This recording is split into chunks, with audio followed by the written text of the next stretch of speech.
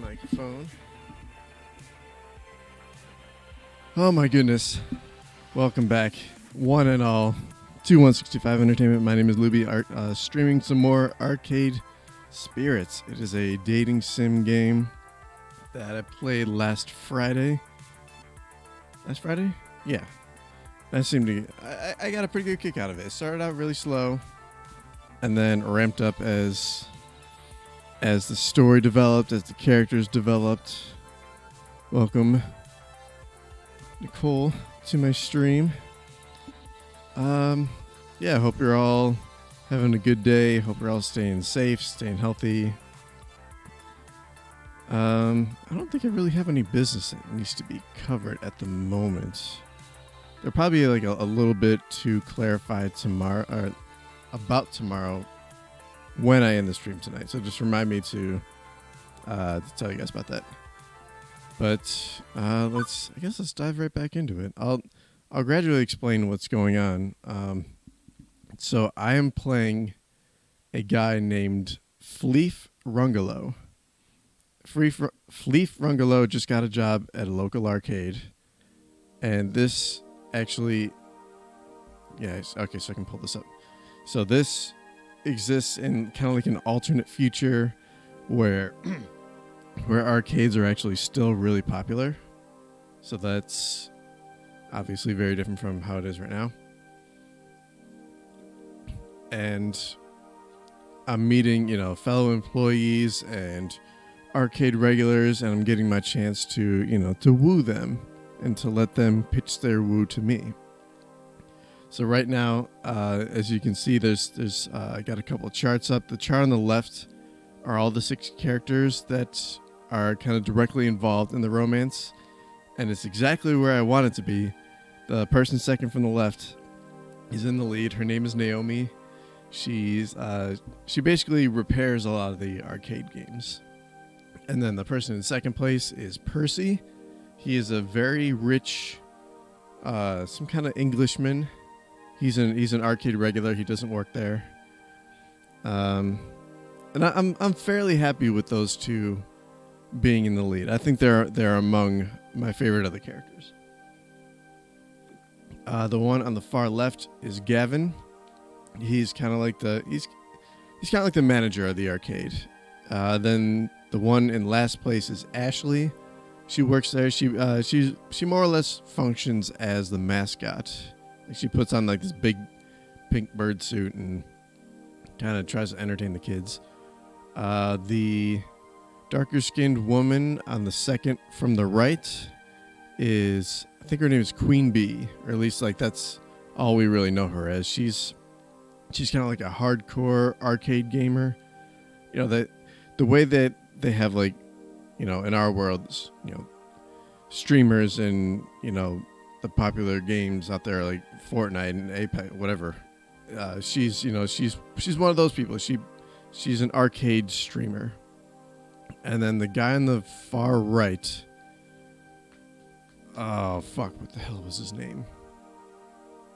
It was short for something, but anyway, so his big thing is that he plays what's essentially DDR in this reality, and he's got like this big following, and he's very charming man. So and then the chart on the right kind of displays how my personality is kind of spreading out. The one that's in the lead, which I'm a little bit surprised about because I don't remember picking that option a whole lot, is basically the funny guy, the Joker kind of personality. The next one is scientific. The next one is romantic. The red star is kind of like the go-getter, like the stand up and take action kind of guy. And then the one on the far right is more like the neutral, casual, flavorless kind of personality. So that's where we're at right now. I think I'm just about to finish my first day at the arcade. And at the time, there was like a kid's birthday party being thrown. And then somehow some little kid like snuck into the office, and I walked in, and he was kind of having a bad time, and I kind of counseled him into going back out to the party and going out to have fun. It was a really like tender moment. I don't know, maybe tender's not the right word. But anyway, I gave voices to a bunch of the characters, and I'm going to see if I can remember what voices I gave to what people. And then also as I go along, because I get options, obviously, on how I respond to various people, most of the time I will turn to you, the audience, to help me choose which route to take. So just be ready. Be ready when I go to you. And with that, I'm going to take one more swig of water. My throat's acting up a little bit. That should be fine.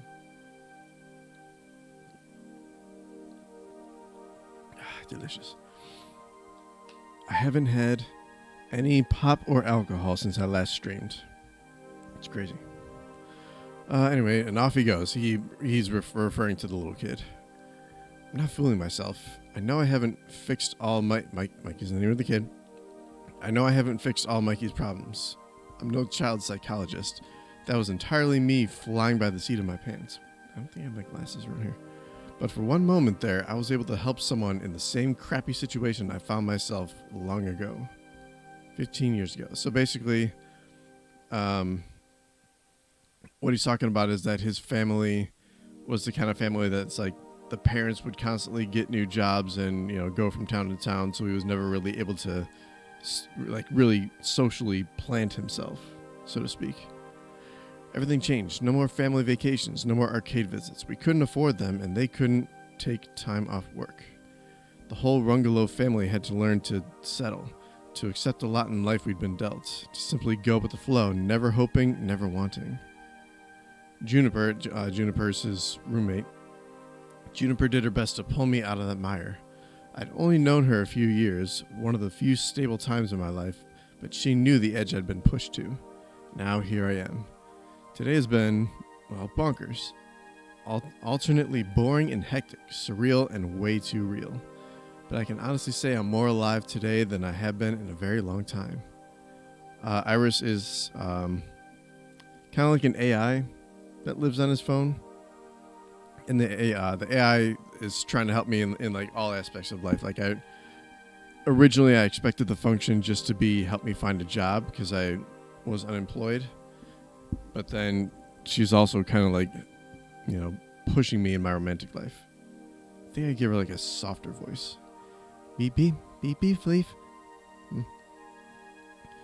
My emotional voice analysis subroutines. Oh, God. That's a lot. That's my emotional voice analysis subroutines combined with your body language suggest you're very happy right now. Yeah, I guess I am. How did you know? I just told you, silly. I mean, how did you know I'd love this job so much? Well, that's easy. I didn't. What? That's another weird thing is like they type what. This is how they spell what every single time. It's just W-H-E. I lied. I was 47% sure. Oh, excuse me. Oh, it has elements that seem to click with your optimal social requirements. A fun atmosphere, spirited coworkers, helping people out, and so on. Also, I cross-reference your roommate's postings talking about how much you enjoyed arcade visits when you were a kid. Still 47%. But I was 99.97% sure that if I said I was 99.97% sure, you'd be willing to give it a try. Another thing to thank Juniper for, I guess. You're a very weird little app, you know. I try to be. Yeah, the roommate basically convinced me to download that app, or else I was just going to go and kind of shop myself around in more boring traditional sense. From the cars pulling up in the parking lot, it looks like the party's over. It's just about closing time for the arcade anyway. Most of the gamers have filed out by now, and if they hadn't already fled the tidal wave of kiddies. Oh, sorry, I kind of misread that. My first impulse is to go bug Gavin about my paperwork, but that can wait. I'd rather go help someone with the tidying up, or maybe see how our VIP gamers are doing. Not enough time to run around checking in with everyone, though. Who do I want to hang out with? Oh my god, 6 options. So, Gavin remember, he's the employee, and he was supposed to kind of set me up with the paperwork. So I worked the entire first day shift with no paperwork done. They just kind of threw me out in the middle of everything. Ashley, she was the kind of ditzy's not really the right word. She's a little bit of a valley girl, the girl in the mascot costume, quietly repairing her costume. So she got bombarded with cupcakes when the child's party got out of control. Naomi, the one I'm madly in love with, she's trying to repair a game that has gum in it. Queen Bee, she's that streaming gamer. Queen Bee's packing up her gear, ready to go home. Teo, okay. Teo was the dancing guy. Teo cooling down with some Fast Cars 5 before the day's through. And Percy, he's the rich Englishman gamer. He's finally finished his movie game and is ready to leave. So who should I talk to? Because ideally, if I want to keep pressing on Naomi, then this would be the route I want to go. But if I want to give anyone else a fair shot, now's the time to give it to them. The only one who's really like almost certainly out of contention is Ashley. But then again, I don't know how long this game is. I don't know how many chances we might get to let her catch up with people like Naomi and Percy.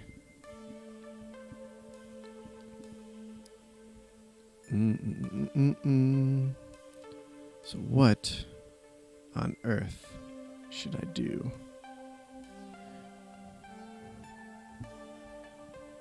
I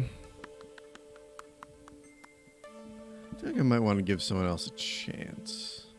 Give them a fighting chance. I'll give Ashley a fighting chance.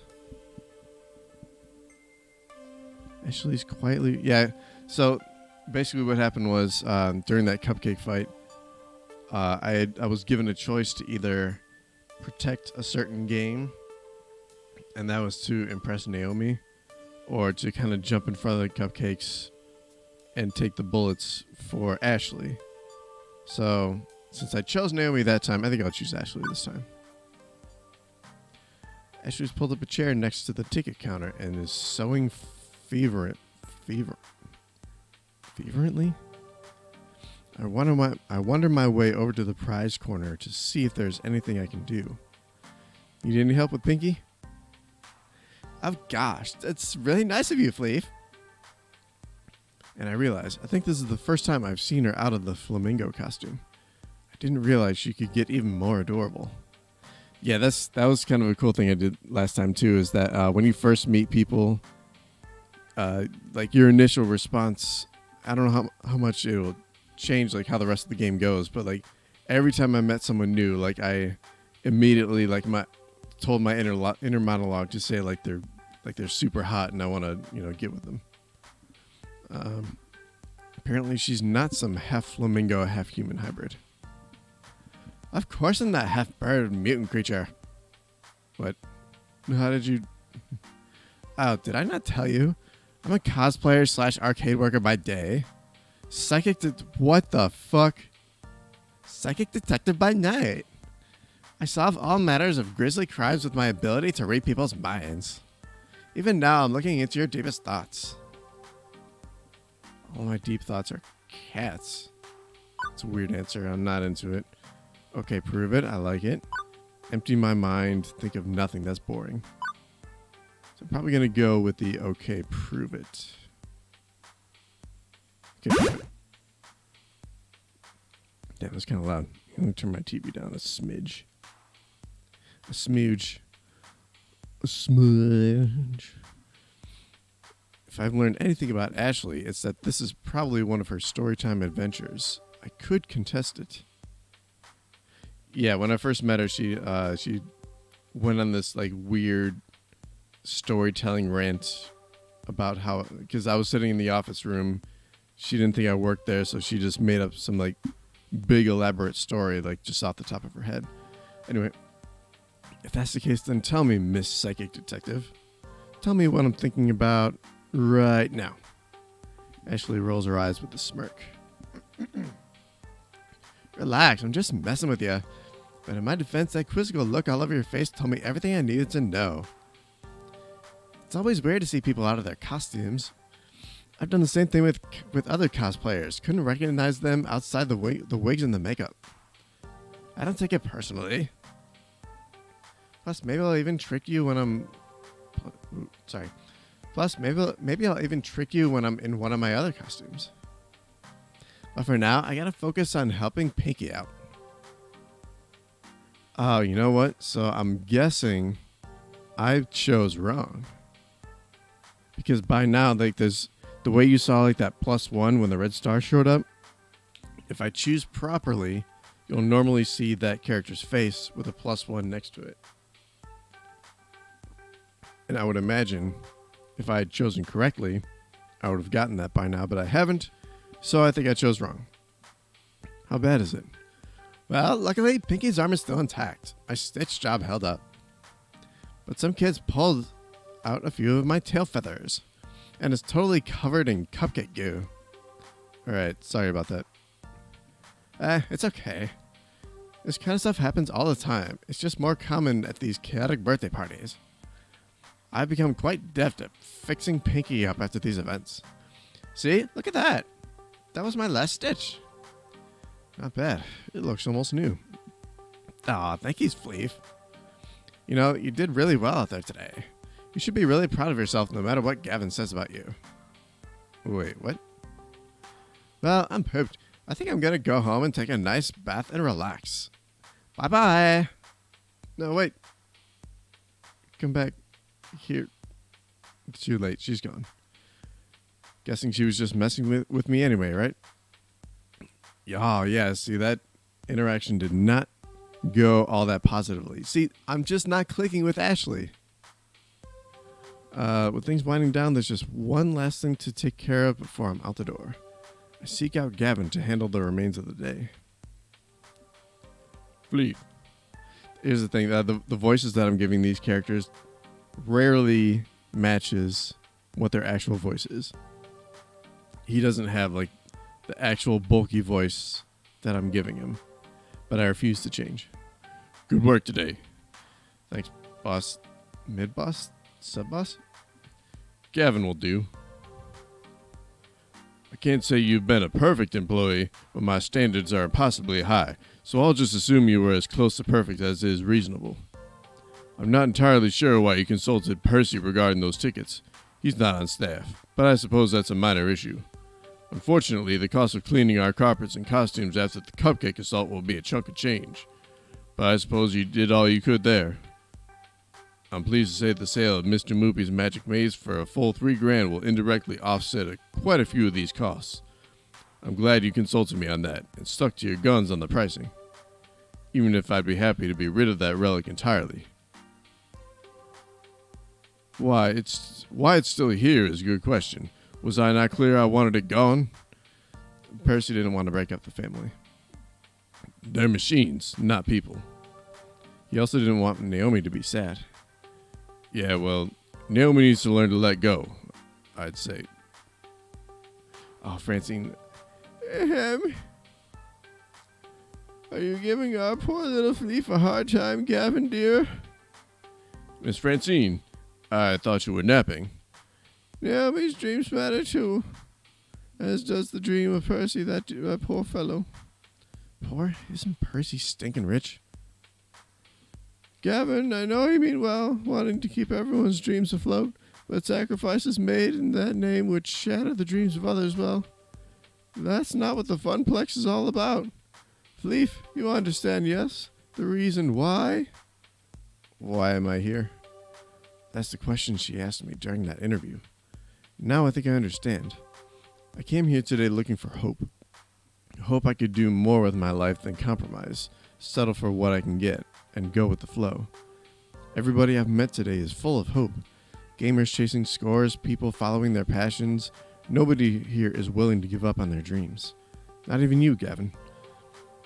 You know we're better than this, Gavin. We don't settle. We chase after our hopes and dreams and won't accept anything less. I see. Fleef, Miss Francine, I apologize. It's difficult to balance my idealism against my realism some days, but I know in my heart I need to err on the side of idealism, even if my mind screams in protest. I can assume you are still keen to work here, Fleef? I don't even hesitate before replying, absolutely. Gavin fetches a nearby short stack of forms. Fill these out tonight, hand them in to me the first thing in the morning. And welcome to the Funplex. Welcome to the family, I'd say. I'm sure you'll fit in just fine, Fleef.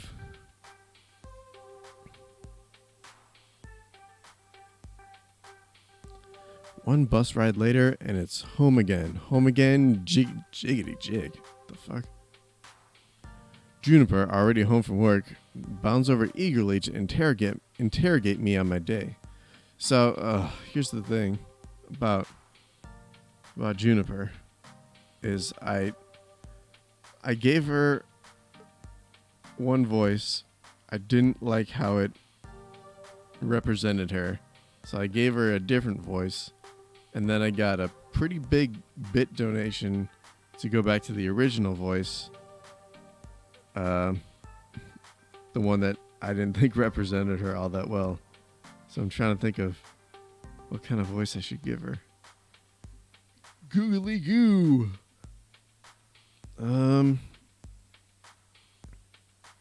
Fuck. I'm on the spot here. Shit. Maybe I should just give her like a completely off the wall voice. Let me give her like a little bit of like maybe a Daffy-ish. Like it'll still be like my regular voice, but I'll just constantly like spit when I talk. Maybe it's not the best. So, how'd it go? It went well. Well? Or well? Really well. Your little app came through, despite being terrifyingly omniscient and just a little bit unnerving. You forgot to mention adorable. That's wonderful. I'm so glad to hear things worked out. Sorry. It got me.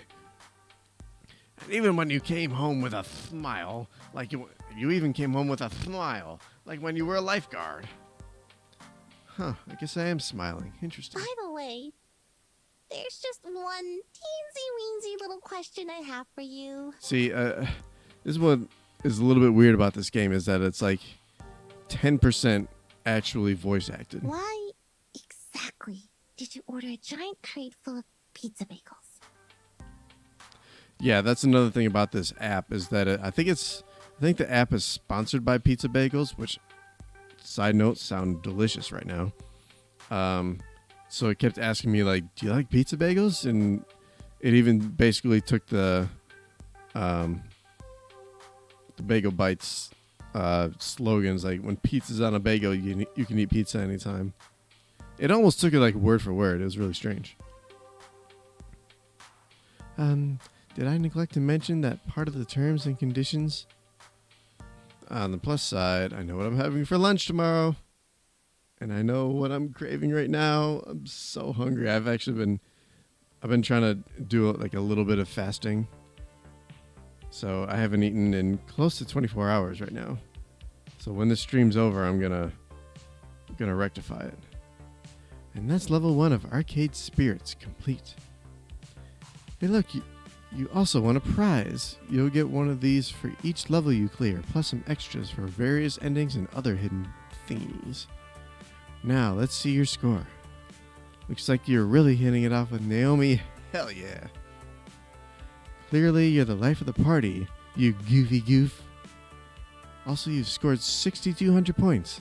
Nice. Keep talking with people and your score will go up, up, up. Today's pizza fact is, Americans eat approximately 100 acres of pizza each day, or 350 slices per second. Shit, is that true? Does anyone want to back up that claim? Because that is wild. But God, please stop talking about pizza. I'm so hungry. Do you want to save your game before proceeding to level 2? I guess. I mean, all I really did was just have that one failed interaction with Ashley. But it never hurts to save. My neighborhood is not unfamiliar with random power outages. Oh, excuse me. Level 2, Chasing Ghosts. Interesting.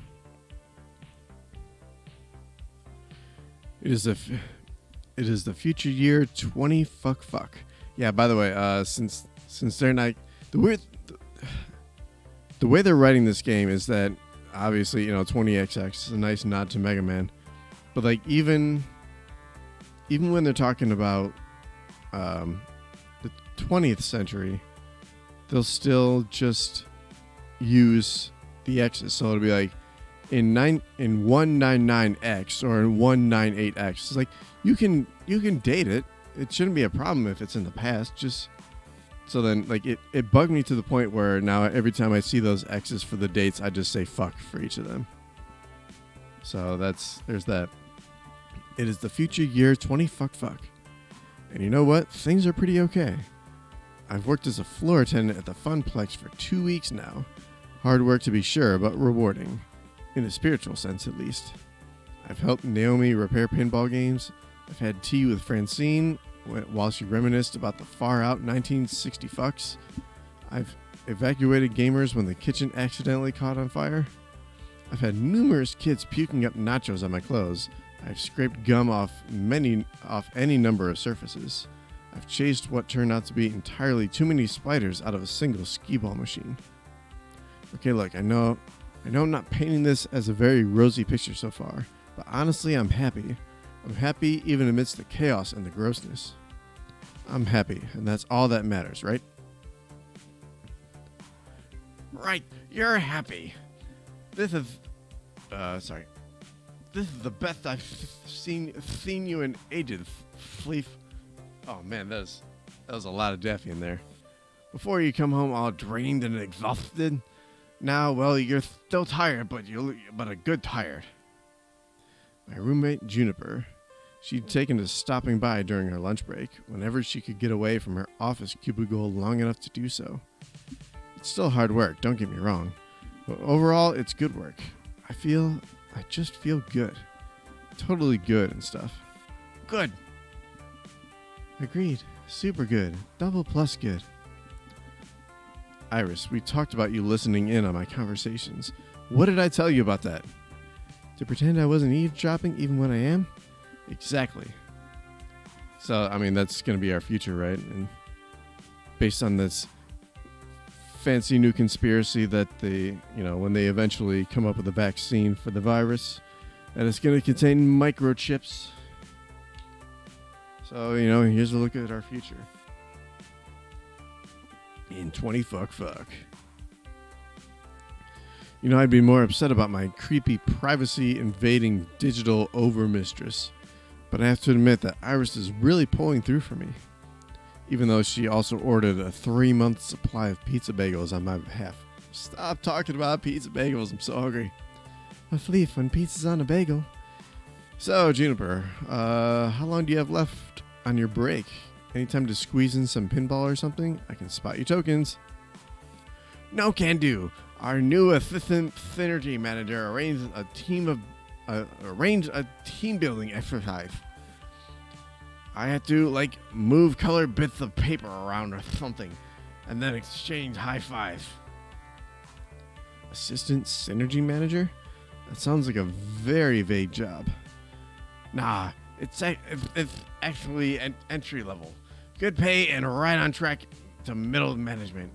Pretty cushy if a bit dull. Funny thing is, if they asked me if I knew anybody who'd fit in before they started advertising candidates, and I said nope, who'd want to do that? When was this exactly? Oh, 2 weeks ago. So 2 weeks ago, right when I needed to find work, and you told them you didn't know any good candidates for a well-paying entry-level job? But you wouldn't have liked being an assistant synergy manager, right? Not one bit. Juniper, please tell me you told them no, because I'd already taken this job by that point. Hey, I didn't forget. I just, didn't bother telling you about the open position that night. How dare you? You'd already had so many jobs you hated. I knew you'd hate being an assistant synergy manager, so I didn't feel the need to tell you. I'm really curious where she works, because I know in my office setting and a lot of other people's office settings, they do not allow you to go into work looking like that. They expect a much more professional look, including the hairstyle. And it all worked out, right? You just spent the last 5 minutes telling me how happy you are here. Not a lie, I was happy here indeed. Also not a lie, having packed pizza bagels for lunch. Stop talking about pizza. I'm so... After having pizza bagels for breakfast, because we barely had enough money to cover rent this week, pulled together. Also not a lie, Gavin constantly hiding the numbers from us, insisting things were fine, all while dryly joking about how perpetually being on the edge of crash and burn. Also not a lie, that every time someone in my family tried to chase after happiness instead of stability, we fell deeper and deeper into debt and misery. Fleef, say something, you're scaring me. When I lost my lifeguard job, I barely reacted. Didn't care that I was impoverished again and facing an uncertain future. I guess one of the nasty side effects of no longer going with the flow is no longer being numb to the reality of your situation. But I shouldn't feel upset. I've been genuinely enjoying my new job. It's restored my sense of hope that my days can be something to live through, not just endure. I have no right to be angry or upset at losing an opportunity at a safer, more stable future, right? Ooh. It's okay, I'm where I want to be. It's okay, everything is fine. Or it's not okay, why didn't you tell me? I mean, honest truth kind of seems like the way to go, but... Man, my mic cable is... There we go. I had to fart with it for a second. Give me a little more slack. Because he just... yeah. Honest truth really just kind of seems like the way to go. Take a schwig of Vuta.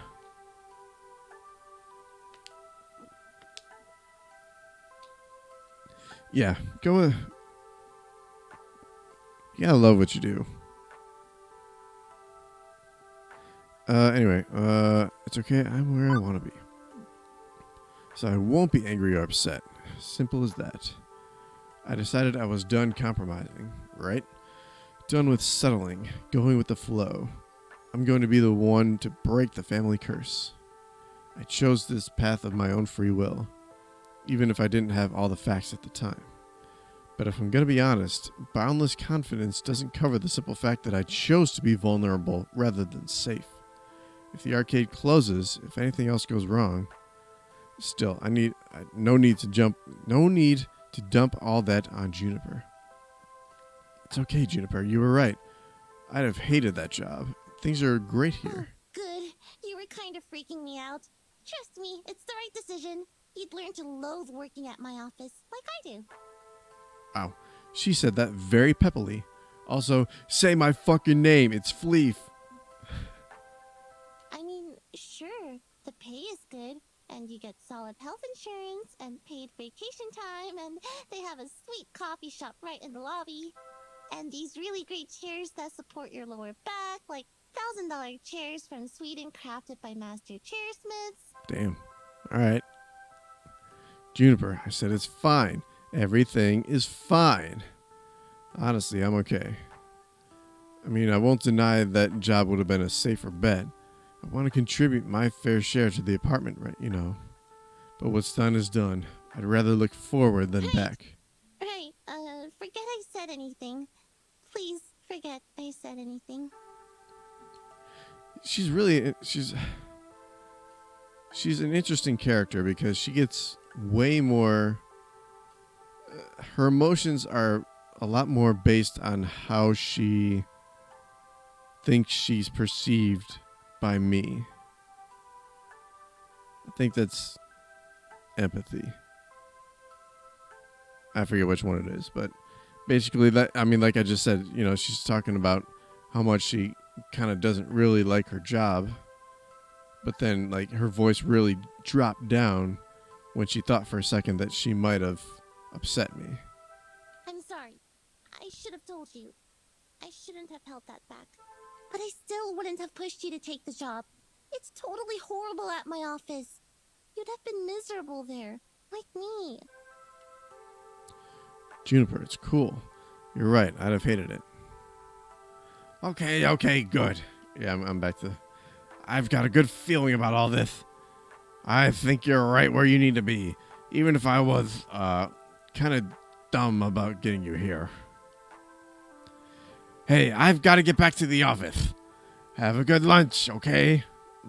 Did they ever say lunch like lunch or lunch? Interesting. I can feel the distant rumble of a frozen box of pizza bagels taunting me from the recently repaired employee break room. Yeah, okay. And you have a good rest of the hours of your day, okay? You bet. I'm okay with this. Everything's fine, right? Right. What I need right now is a distraction, and frozen pizza bagels are most certainly not it. My pocket money is really slim, but I think I need to step out for some fresh air and treat myself to a better lunch than that. And maybe some company, too. Nice and distracting, talking to someone about anything other than this. Let's see, who's available? Ashley's not on mascot duty. Teo's shaking it on Showtime stage. Queen Bee's between matches right now, and Percy's taking a break from his score chasing. So, I'm not all that interested in Teo. I don't know, there's something like swarthy about him. Not into it. Queen Bee is okay. She's very sassy and likes that kind of like, you know, intense back and forth. So I'm moderately interested in her. Percy's a nice guy. And for a second when I thought I was going to make a decision that would have negatively impacted Naomi, he kind of swooped in and saved the day. So I appreciate him for that. And I kind of want to give Ashley one more chance to climb the ranks. So what should I do, chat? Who should I invite to lunch? I know it's hard. If this is your first time watching, it's kind of hard to judge, really, since you haven't seen any of these people before.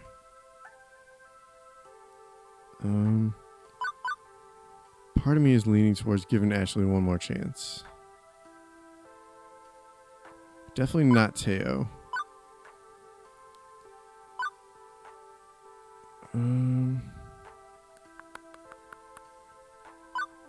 I'll try Ashley one more. You know, this fig.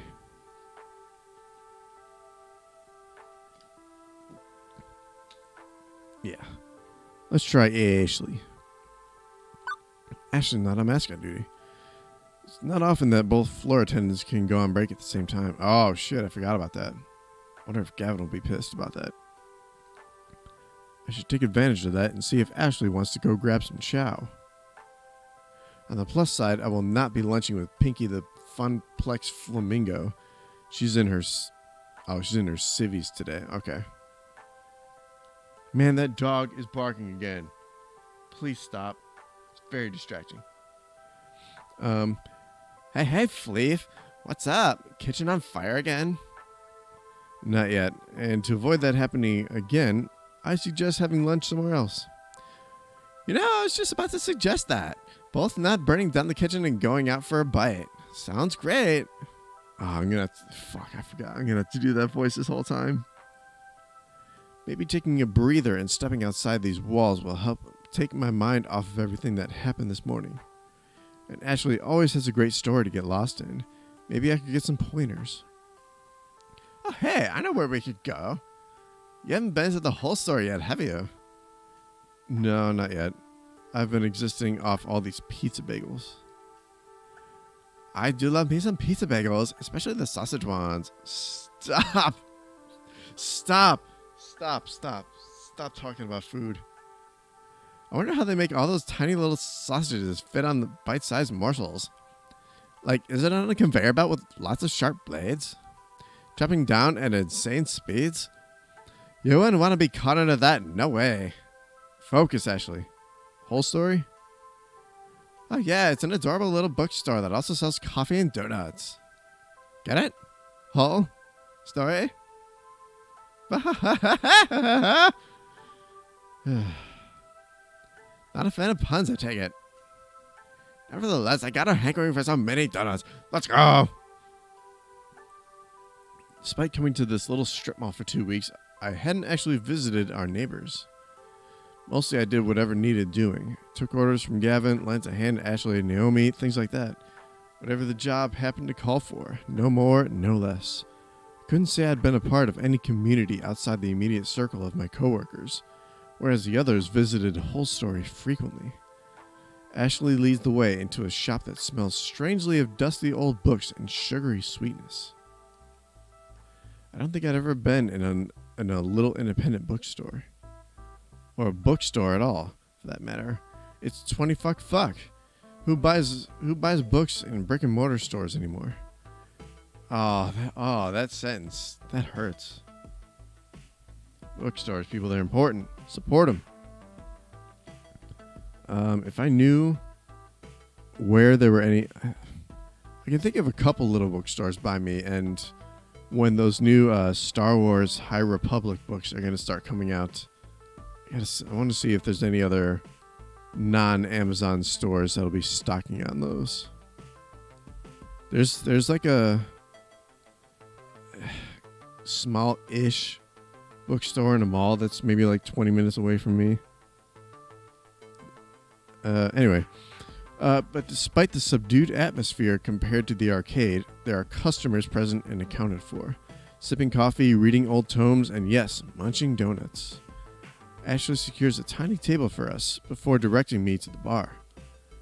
Hang on, what the heck is up with this menu? It's organized by the Dewey Decimal System.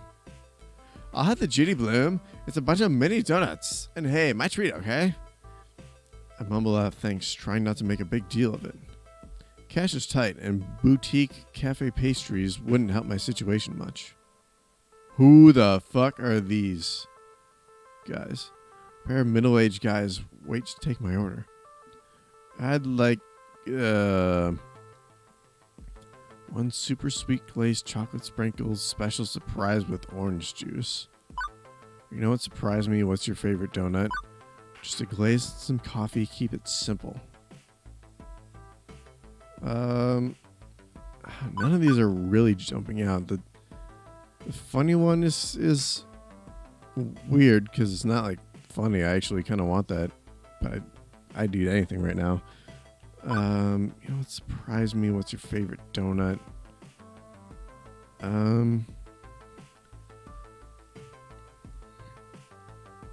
Shit, I don't know. Super sweet glazed chocolate sprinkle special surprise. I kind of want to go maybe this little more aggressive route. If anyone has any other suggestions.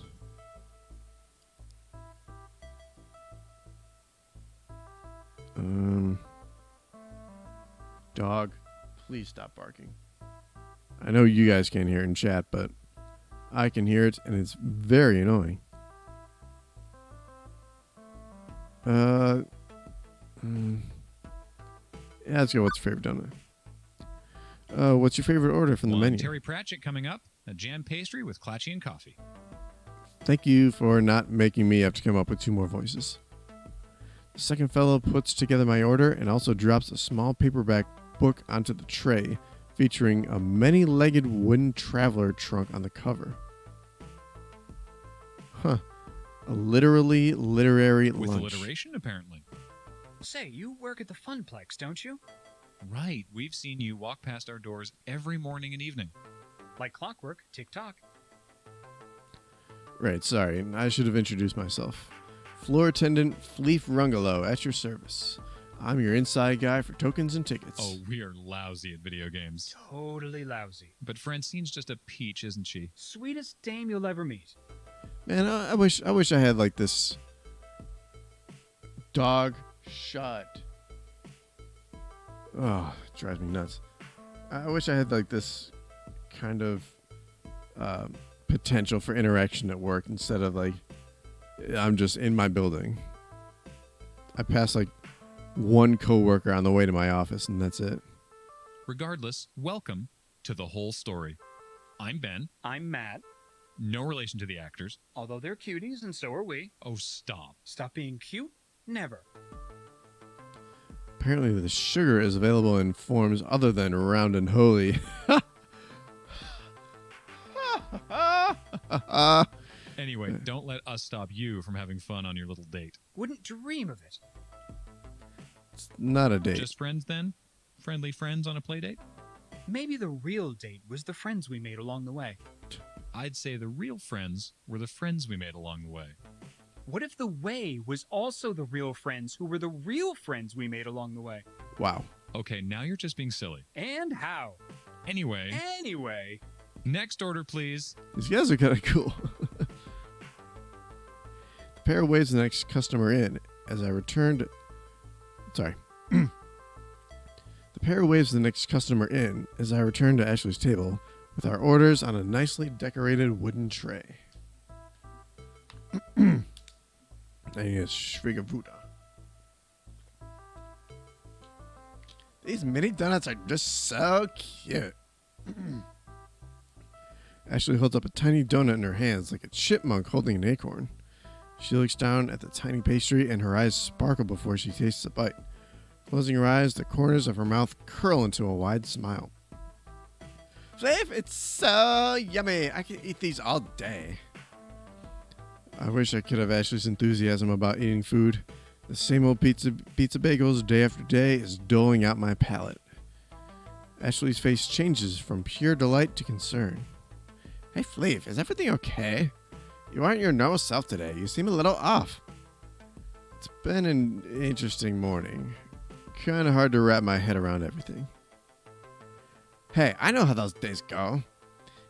Even I feel a lot confused sometimes. There are days when it's especially tough. Rough. Sorry. Rough. You seriously, Little Miss Sunshine? You feel the same way, or let her keep talking? Fuck. I'm actually fine with any of these, really. I don't know if she would take this the right way. Because I thought this response seems similar to the, that call to action, prove it, when she claimed to be psychic. So I feel like calling her Little Miss Sunshine isn't gonna land in a positive manner. So maybe you feel the same way. You feel the same way. You too, huh? Me too, huh? Oh, see, there it is. I got a +1 for Ashley. Sweet. Guess it happens to the best of us. I know it seems totally unlike me, but honestly, deep down I'm scared. I feel like I don't really know who I am. Oh, shit. Every time I look at myself in the mirror, I don't know who this person is who is staring back at me. I mean, in my heart of hearts, I know I am Ashley Wolf, but that's all. What makes up Ashley Wolf? Who am I? Who am I really? That's what I'm searching for. Damn. That took an unusually serious tone compared to Ashley's usual chipper attitude. She's damn right. And I can't say I entirely get what she means about not knowing who she is. I kind of get it, considering I don't know what I want from life. What you want and who you are often linked ideas, right? But Ashley looks so forlorn. I can't just sit by. Oh, that's... Sorry. Got a weird text. Anyway, but Ashley looks so forlorn. I can't just sit by and say nothing. I won't let this silence drown her out. You should try searching in an abandoned house. Is that why you cosplay? Or what do you hope to find? Ooh. Yeah, now's not quite the time for a joke. I want to see where this goes, but I'm torn between these two. Is that why you cosplay, and what do you hope to find?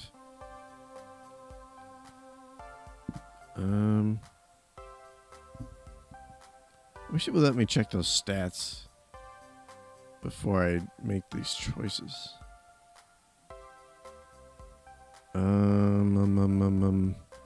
Is that why you cosplay?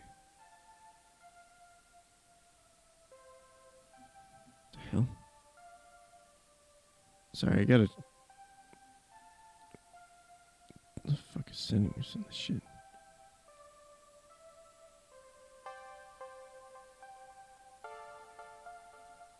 Okay. Let's do...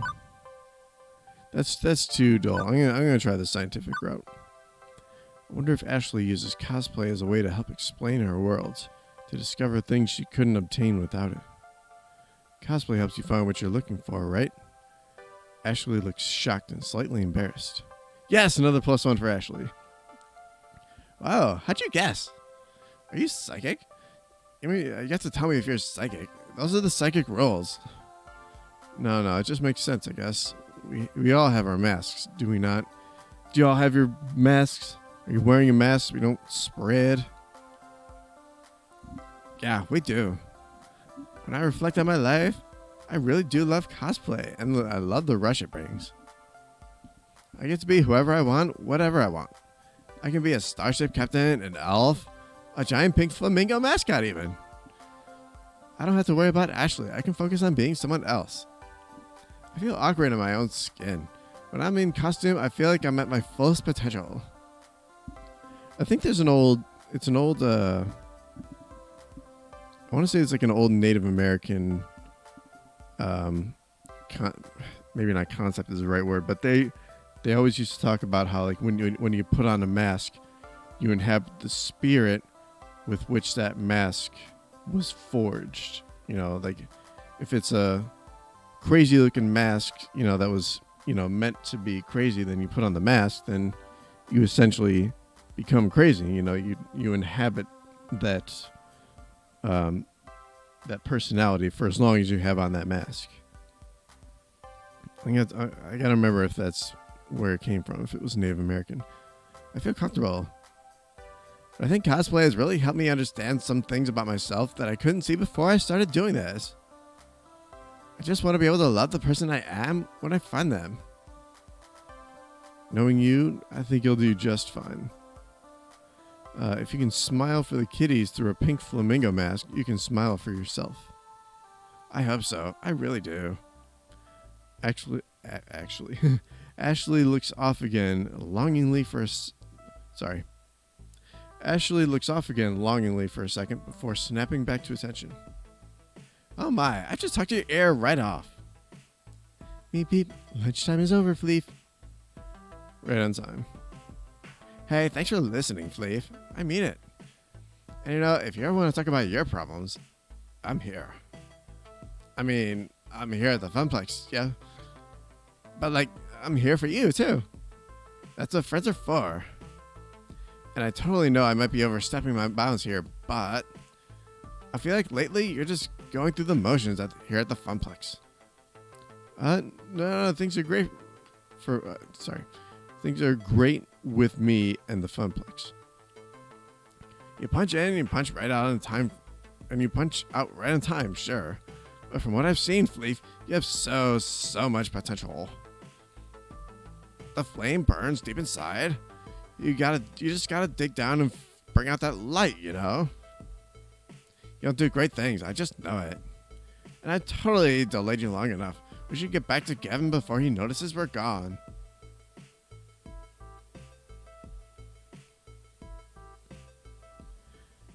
Time for the afternoon shift. That's usually when things heat up after the quiet mornings. More kids coming in after school, more pro gamers rolling in with crews. I'm headed back to the desk myself, ready to take care of what needs taken care of, when I'm intercepted en route. Fleef, Ashley, you're both back. Good, I was hoping to catch you before we left. Oh, what's up? Hamza's up. He has? Huh, okay. Ashley, I'll bring the van around here shortly. Fleef, you'll be flying solo today. Hang on, what's happening exactly? Who's Hamza? Hamza's a game finder, an auctioneer, and gives next to no notice of when a new block of games will be going under the gavels. We need to move. Ashley, Naomi, Francine, and I will be going to his auction for the rest of the afternoon while you run the funplex. My first instinct is to nod and go along with it. Gavin's the law around these parts. But Ashley's words are still dangling away in my mind. Doing what needs doing is great and all, but maybe I need to step up a bit more. Plus, the idea of being trapped in here during our heaviest hours with no support was hardly appealing. Oh, okay. So do I want to go with them to the auctioneer? Do I want to stay here and run the place?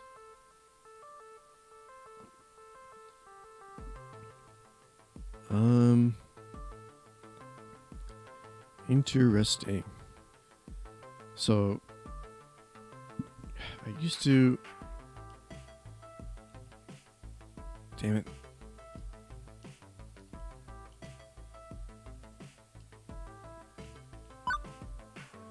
Fuck.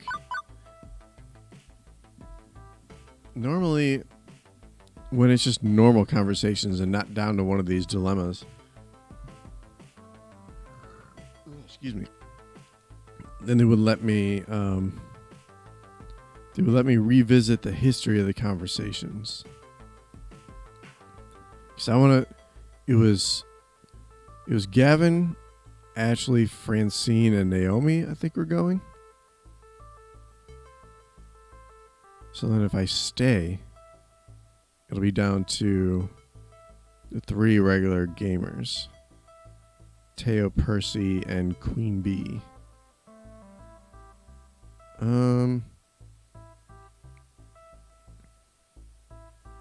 Let's yeah, let me tag along. Oh shit. Whoa. Hey, wait. Whoa.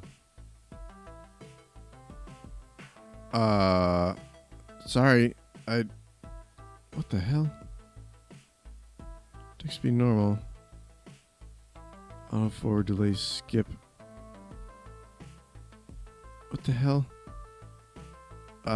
Something happened.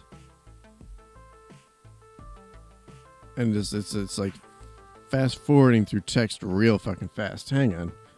I gotta look into this for a second. Y'all saw what just happened. I just missed a whole bunch of fucking text. I mean, I can go back and read the history, but holy shit. I don't want that to keep fucking happening. So, Arcade Spirits text.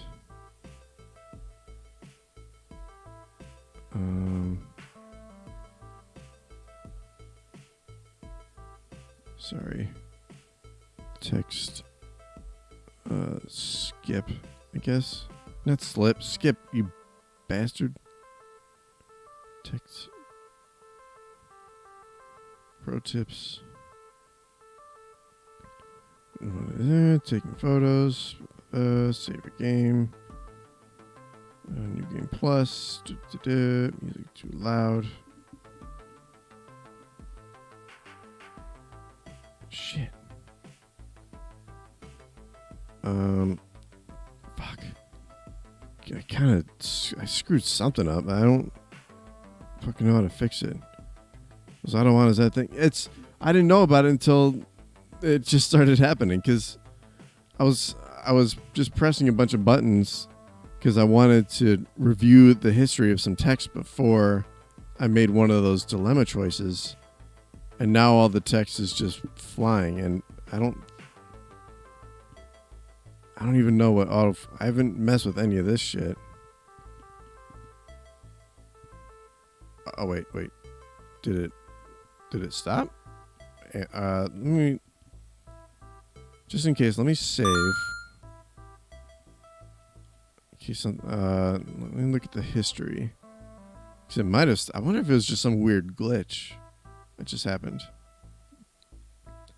Okay, whoa, I want to come along. What if I want to come along and see this auction myself? Come on, I'm never going to learn the business if I don't take a bigger role. You're a floor attendant. Your place is on the floor. Well, that's patently unfair. I'm a floor attendant too, and you're dragging me along.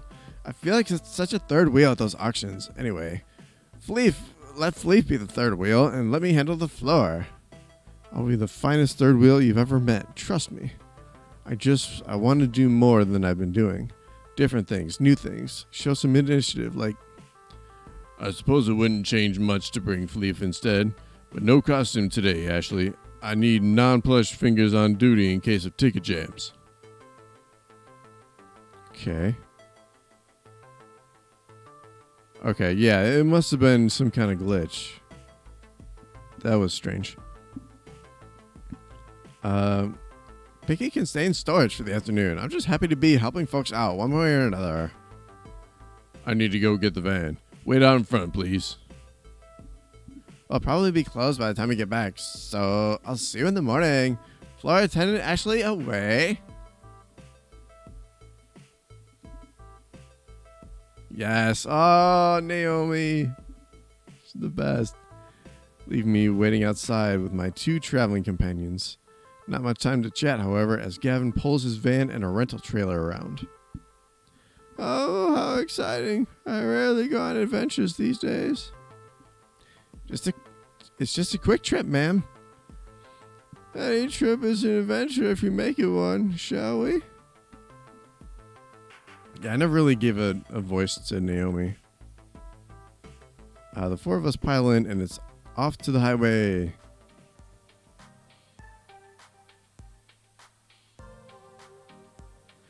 Gavin consulting a driving map on his... Oh, hang on. I gotta look at this. Okay. Gavin consulting a driving map on his phone leads us out of the city via a series of weird turns and back roads. Trust me, this will save time in the long run. Where's Hansen set up this time? On site at some abandoned estate just outside town. It's about to be torn down, but they found a trove of arcade games in the basement. So exciting. I love arcade raids. Arcade auctions. Raids. Auctions. You guys got an arcade English dictionary I could borrow? Can't seen without looking up from her knitting answers. A raid is when a bunch of collectors get together and rescue games before they can be junked by their original owner. An auction is when someone sells off their arcade games one at a time to a crowd of active bidders. So, which is this, a raid or an auction? It's both, dearie. Hamza, that sweet boy, buys up private collections before they can be thrown away. He rescues them from that terrible fate and then auctions off his finds, sort of. Okay, now I'm fuzzy on the sort of part. I'm the newbie here, remember? Okay, Hamza obviously auctions off games for cash money, but he's a very whimsical kind of guy. Once I saw him trade off a vintage Burger Time in exchange for someone's super secret chili recipe, passed down through generations of family. In other words, he's just on the edge of being a loon. This would be a lot simpler if it was just a raid. We pay up front, we declare what games we want, and cart them away.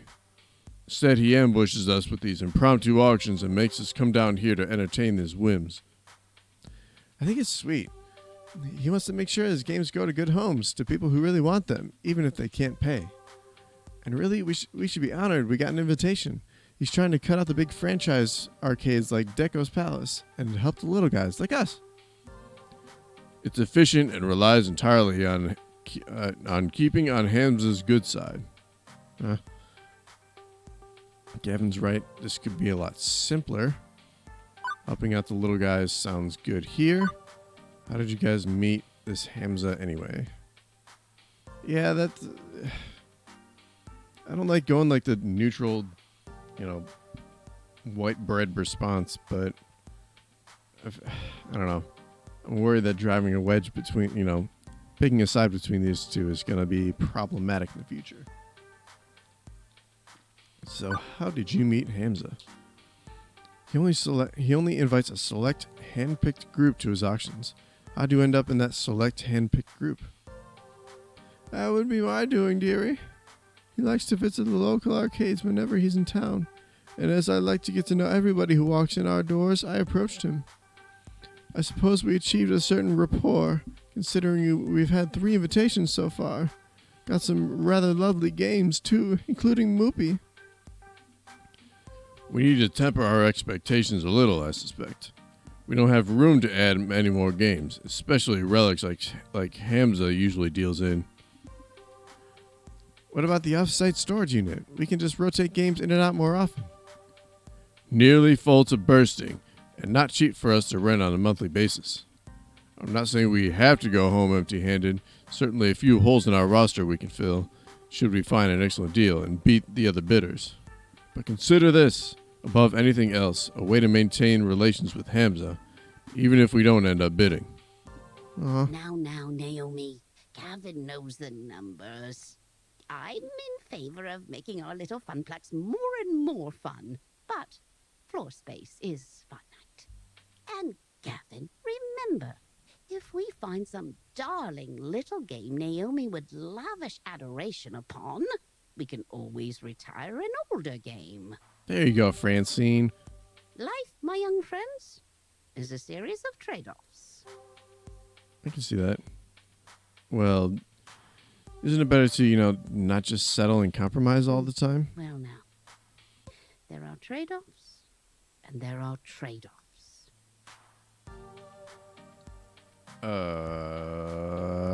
Okay. It's silly to say that you should never compromise. As silly as it is to say you should always compromise.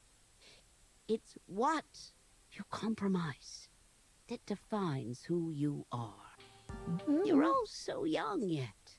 You've time to make mistakes in learning what trade you need to make. Unless you don't make rent on your apartment. Or your stomach's growling, like mine is. Iris and Juniper have pushed me to stop settling for less out of life, to stand up for myself and my happiness, and I've done just that without regret. So everything should be fine now, right? Right. New default topic diversion, the weather. Well, at least it's a nice day for an outing, right? Oh, come on. Wonderful. Glad I packed plastic bags to wrap cabinets in just in case. I saw Gavin, always thinking ahead. Trying to protect your investments, huh? For Hamza's invitation, it seems this arcade was largely abandoned and left to rot. I'd rather not add water damage to the ailments the games are already suffering. It's so sad when we come across a wonderful game that's just ruined beyond repair. Most collectors show their collections a lot of love. Most collectors show their collections a lot of love, but others just don't care. You find old games in barns, exposed to the elements and falling apart. I suppose this is one thing we can easily agree on. It's important to take care of your games. For their resale value, you mean? Broken game's no fun to play with, and it's a shame to see a classic in terrible condition. Consider pinball. Pinball games are very prone to breakdowns, particularly older ones. To experience them in the glory you need to show them. To experience them in their glory, you need to show them care. Even beyond a busted game earning no quarters, it feels like a waste to allow an enjoyable game lie fallow. A waste of whatever. Huh, good point. Glad to see these two getting along better, even if Naomi kept preemptively attacking him along the way there. With the rain pounding down on the van roof, conversation gets a bit difficult. Gradually, everybody resumes fiddling about with their phones, knitting, or driving. leaving me to wonder exactly where is this auction and or raid happening anyway. We've been driving for some time, leaving the city far behind. What would a massive trove of arcade games be doing this far out into the sticks? Maybe it's some closed down roller rink, or an old bowling alley, or maybe it's a creepy old house that's likely haunted by exactly 87,194 ghosts. It's an odd number. It's an even number, but it's a strange number. The classic Rungalo trick. Fucking, I can't read today. The classic Rungalo luck in play. So majestically awful. Gavin pulls alongside any number of other vans and trucks. We're here a little late, it seems. Good grief, is this really the auction site? Creepy, definitely creepy. And at least an 8 on the creepometer. Or creepometer. In all Homer's character, I feel. Let's not judge it by the exterior, shall we? With all speed, the group hurries inside to get away from the weather.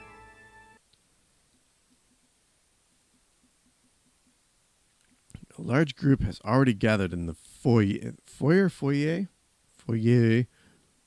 of the crumbling estate. Whew, guys, doing these games, I wind up talking more than I talk in like a month. It's crazy. A large group has already gathered in the foyer of the crumbling estate, but one rushes forward to greet us in a blur as the others pay little mind.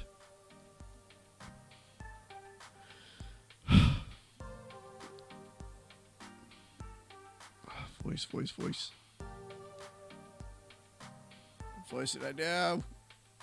I'm running out of options. You give him like an Elmo or the Gollum. It's gonna destroy my throat.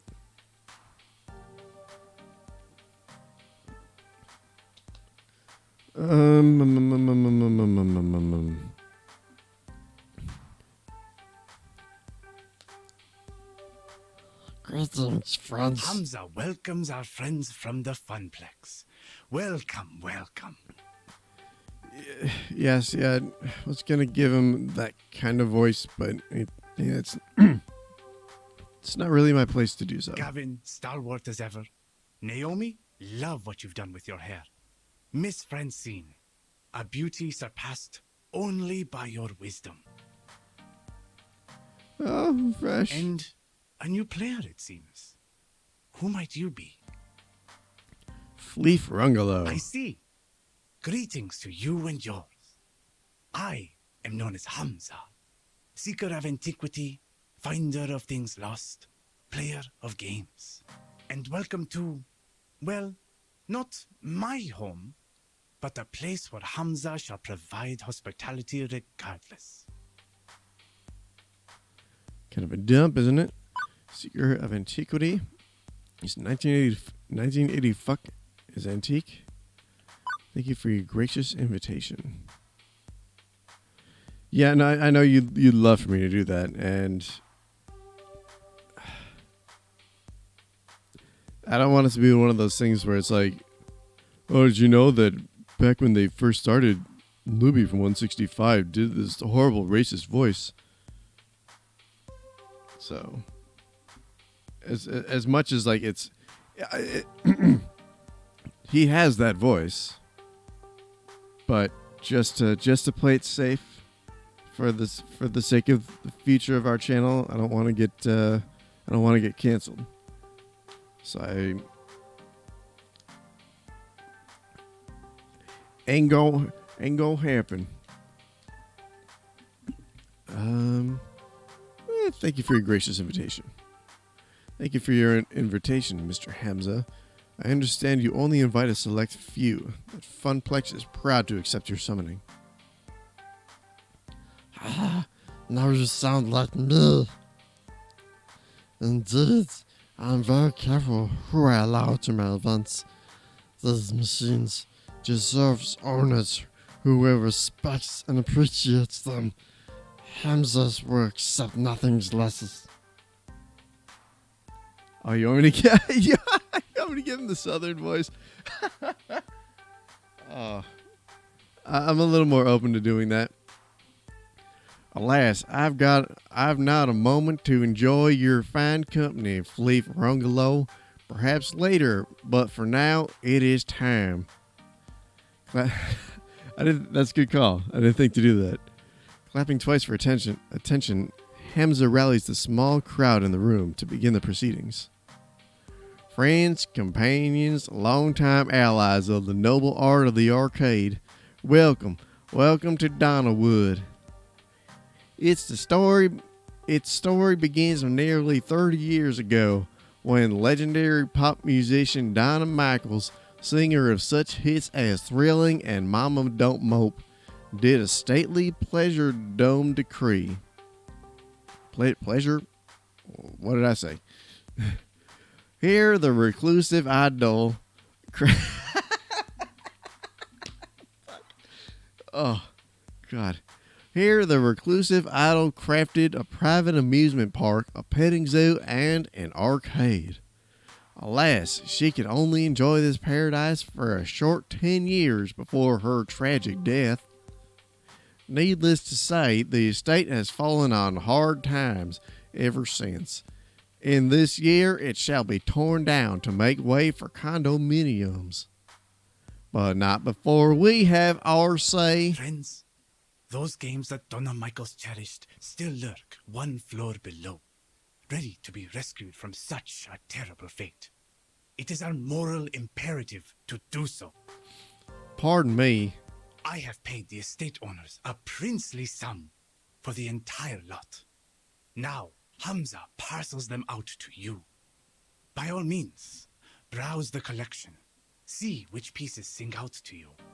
On the far table, you shall find refreshments, grapes, sparkling wine, and delicacies from my travels.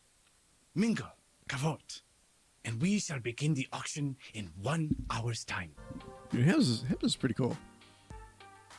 Come back. I want to talk some more in that accent. Indeed, a lavishly arranged table that probably cost more than any single arcade game to put together. Good Lord. What a sentence. Indeed, a lavishly arranged table that probably costs more than any single arcade game to put together is descended upon by the invitees soon after. Whew. I feel like I'm attending some ancient Roman celebration of debauchery and gluttony, not an arcade raid, or an arcade auction, or whatever. Donna Michaels, I knew it. I should have recognized Donnerwood when we pulled in, but it was raining too hard. Who? You never heard of Donna Michaels? She was the hottest musical act of 1980 fuck. Naomi, I was born in 1990 fuck. I'm totally plugging my phone into the van's stereo so we can blast Girls Just Want to Play Games all the way home. But first, I'm going to go check out the cabinets in her arcade. I'm not really into mingling. Later. She dashes off with all speed, heading for the stairs leading below. I suppose I should go network a bit. Hamza's events always draw an interesting crowd of rival arcade owners. Heading for the foodstuffs, Gavin arranges himself a plate so he has an excuse to hang around and eavesdrop on the other collectors, leaving me to do stuff. Ugh, excuse me. Now we see why Ashley was bored at these events. Gavin schmoozes, Naomi analyzes finds, and Francine's already napping in a chair. I've got nothing to do. Well, when in doubt, find someone who knows what they're doing and stick to them like glue. Schmooze alongside Gavin, or go browse games with Naomi. I mean, I do love Naomi, but do I want to try and boost Gavin's numbers a little bit? Make him more of a contender too? And plus it would kind of prove that I'm taking seriously being invited to this trip and trying to learn the ropes from him.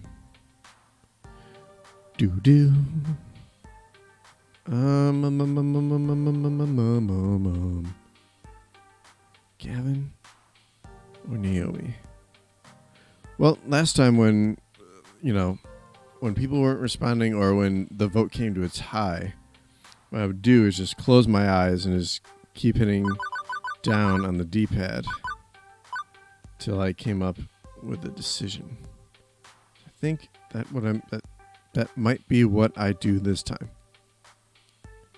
Oh, Naomi. All right, we got to vote for Naomi. So going with Naomi then. Boom.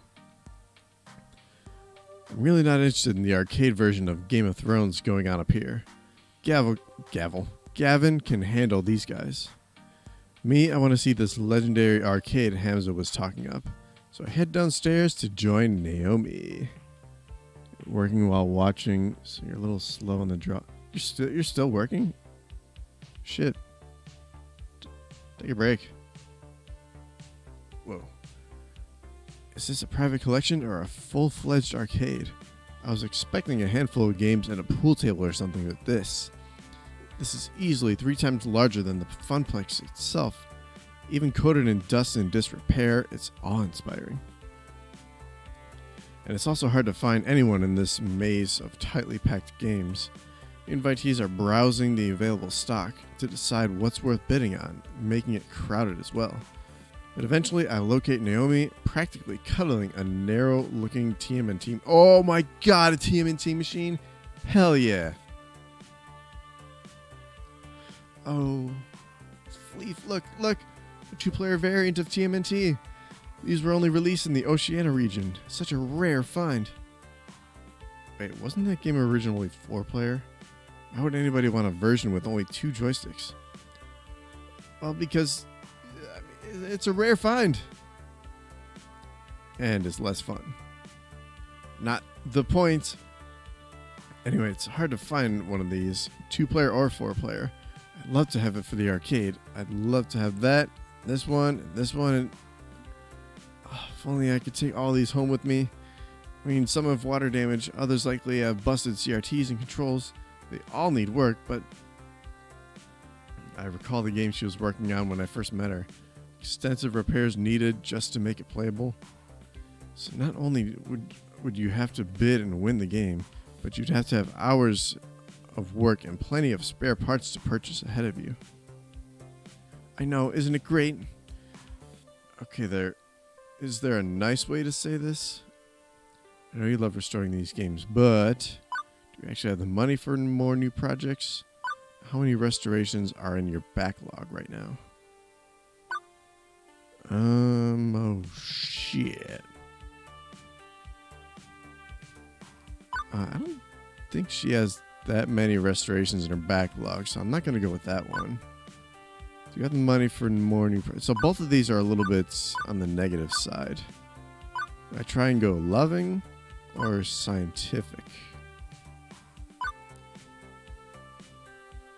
But with her, it could be either way. Oh my god. I know you love restoring these games, but do we actually have the money for more new projects?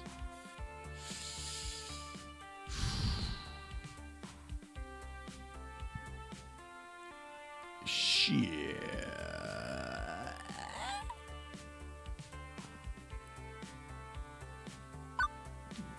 I might want to go gentle. Yeah, let's go the gentle loving way. Let's hope it works. Oh god, Naomi, please don't hate me. Please. You really love bringing a broken old game back to working order, huh? Absolutely. These games deserve to shine as they once did ages ago. If I can turn back the clock and let them be what they truly can be, let people play them as they were in their prime, there's no greater feeling. And you enjoy the challenge of restoration too. Repairing hardware, replacing damaged art, the problem solving of broken monitors. Yes, +1 for Naomi. Fuck yeah.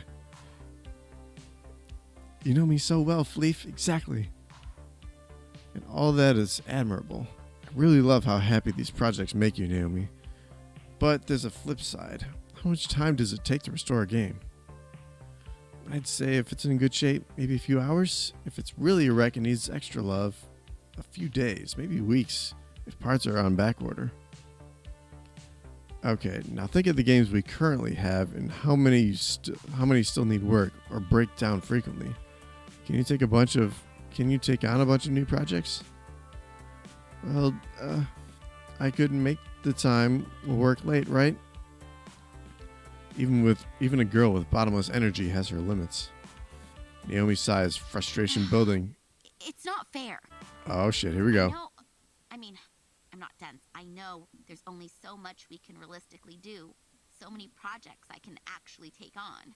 But I wish I could do more. I wish we could do more. The one thing I don't like about her is her voice. There's something like it's both high and pinchy. But otherwise, I mean, she's perfect. The Funplex has never really been a success. Even before I came on board, it was always struggling to stay afloat. I joined it because so few arcades still have the games I love. Oh. But I can't turn our situation around, can I? No matter how hard I try. This was my first job.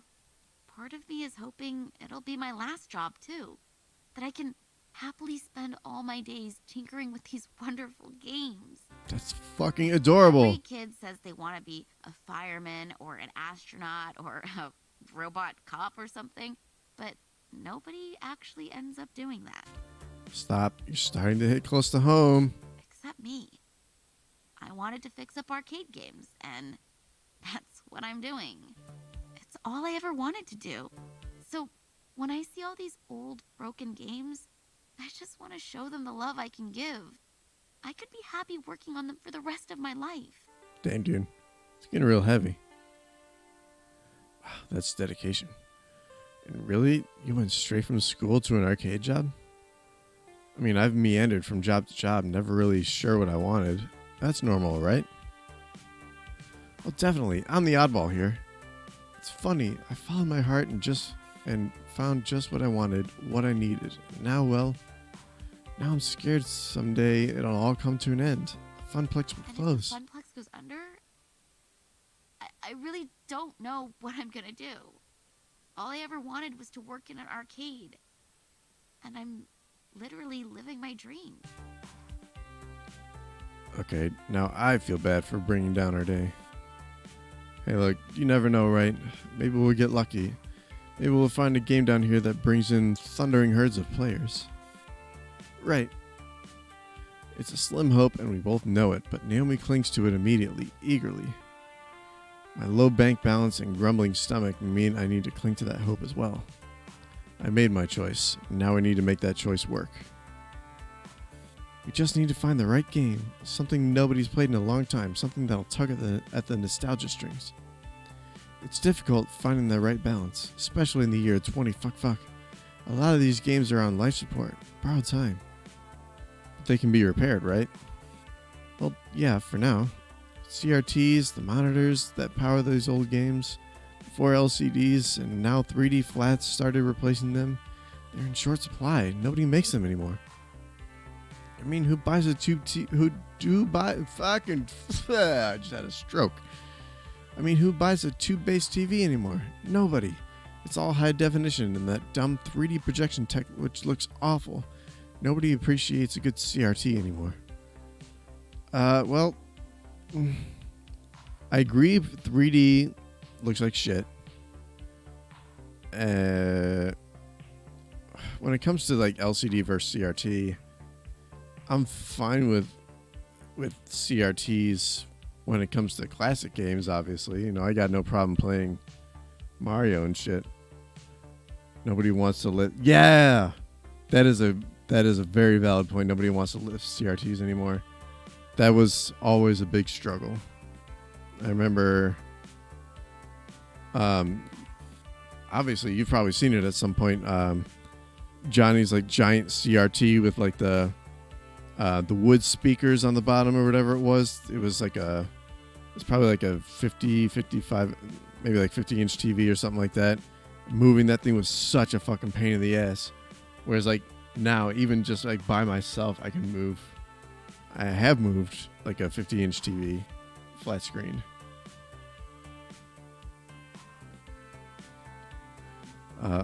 Aren't high def displays way cheaper though? I've seen some old games running them in other arcades. They're wrong is what they are. These games weren't designed for pixel perfect flat panels. They were designed for fuzzy tubes. The picture looks weird on LCD. Even 2 weeks in, I'm still fuzzy myself on a lot of this stuff. But I grew up in the internet age. I'm silicone literate. I got opinions. Let's use LCDs and just bash people over the head to make their vision blurry? That's stupid. How about we buy some cheap and common games, then gut them for spare CRTs? Well, that's not bad. Can we simulate the fuzzy image and still use an LCD? Huh. Donnie, you're a smart dude. Can you manipulate an LCD to create a picture as if it were a CRT?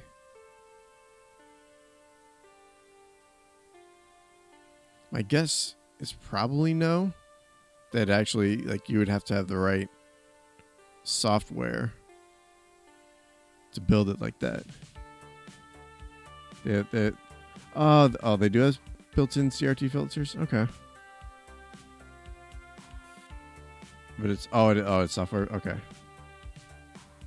Huh. Can we simulate the fuzzy image and still use an LCD? So I wonder if this game knows that then. That might be a little bit too inside baseball for this. Because I'm kind of torn between buy cheap and common games, gut them for spare CRTs. Can we simulate the fuzzy image and still use an LCD?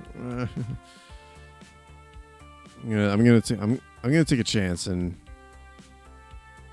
try the simulate. Yeah, can't you fake it using a high definition screen? That's probably a good question I would go through. Okay, yeah, you agree. Just makes the picture fuzzy, add fake scan lines, bend it a little so it looks like a curved tube. Done. That sounds... Oh, no! That didn't work. That sounds... Yeah, and they... I mean, that's like serving someone non-fat frozen yogurt and claiming it's a delicious sundae. I like froyo. I guess we could do that, but we need extra computing units to process the image. Maybe a Raspberry Pi or something. I have had some ideas. But if we don't have money for new games, we certainly don't have money for R&D. They'll have to wait. You know, I'm glad you're with us at the Funplex. Whether you take my side or Gavin's side, it's just nice to have someone who cares about games around. Ashley's fun, but she's way more into cosplay than gaming. He absolutely could have delivered it better. Talking about bending a fucking CR... No. That was a stupid thing to say. Yeah. Fuck, it was just a little bit too inside baseball. Fuck. Alright, whatever. Naomi still has a commanding lead over everybody else. Damn it, Ashley took tie for second. How about that? But it's kind of odd, you know? What? Feeling like I'm not alone. I know that sounds dramatic, but I'm so used to toiling away in my little workshop with Ashley and Gavin not really caring about the things I love. They're kind enough to me and friendly, well, Ashley is, but ever since you showed up, I feel like there's someone with me. It's odd. I'm not complaining, though. I guess it just takes some getting used to after years of feeling perfectly content to be alone. Away from strangers, crowds. I mean, it's not really my thing. I don't like to network like Gavin does or socialize like Ashley does. And now I'm making weird things, so I'm going to stop there. Besides, I'm just about done taking inventory down here. How about you and I... Suddenly shouting and stomping of feet from the floor above. What? Sounds like there's a fight or something going on up there. I think we better see what's what. Quickly, we hurry upstairs. What's going on? I heard shouting. Hamza has ejected a representative of the Dark Carnival known as Deco's Palace from our midst. And not soon enough, in Hamza's opinion. Okay, I guess everything's fine then. Excuse me, I'm gonna go get my work apron since we'll be moving games soon. Naomi, if you don't mind, after you change, we should coordinate our wish list. I want to get that settled before the auction begins. No, don't leave me alone with the back. What the shit? I said, if you're watching, can you Bacchanalian orgy master? I'm gonna need to Google that, put it in incognito mode, because what the fuck? Excellent. Now let us resume the social amusements and jocularities. Fleef Rungalo, we will speak, yes? Hamza leads me off, away from the chattering crowd, presumably not to eat me, or yell at me, or anything like that. I make it a point to get to know all who attend my gatherings. Clearly, I have been remiss, as I allowed one who works with the hated Dekonami to enter. Hamza would like to know you better, my friend. Not that Hamza assumes you to be a spy, of course. It is simply a matter of what is proper and right. Good man.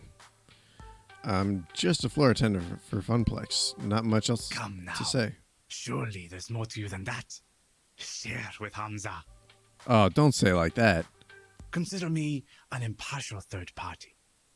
Surely there are matters that occupy your mind which would be inappropriate to air to your business partners? No, I do not trust you at all anymore. What the shit?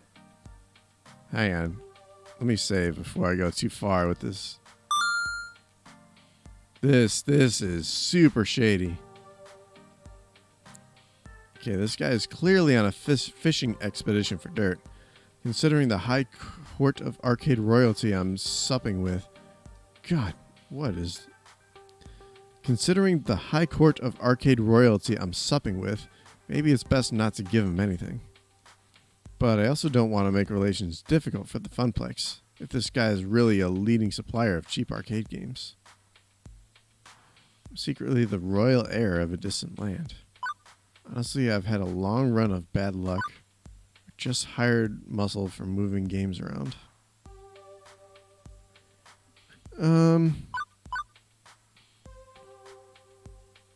I don't think you would appreciate that joke. He seems fairly serious.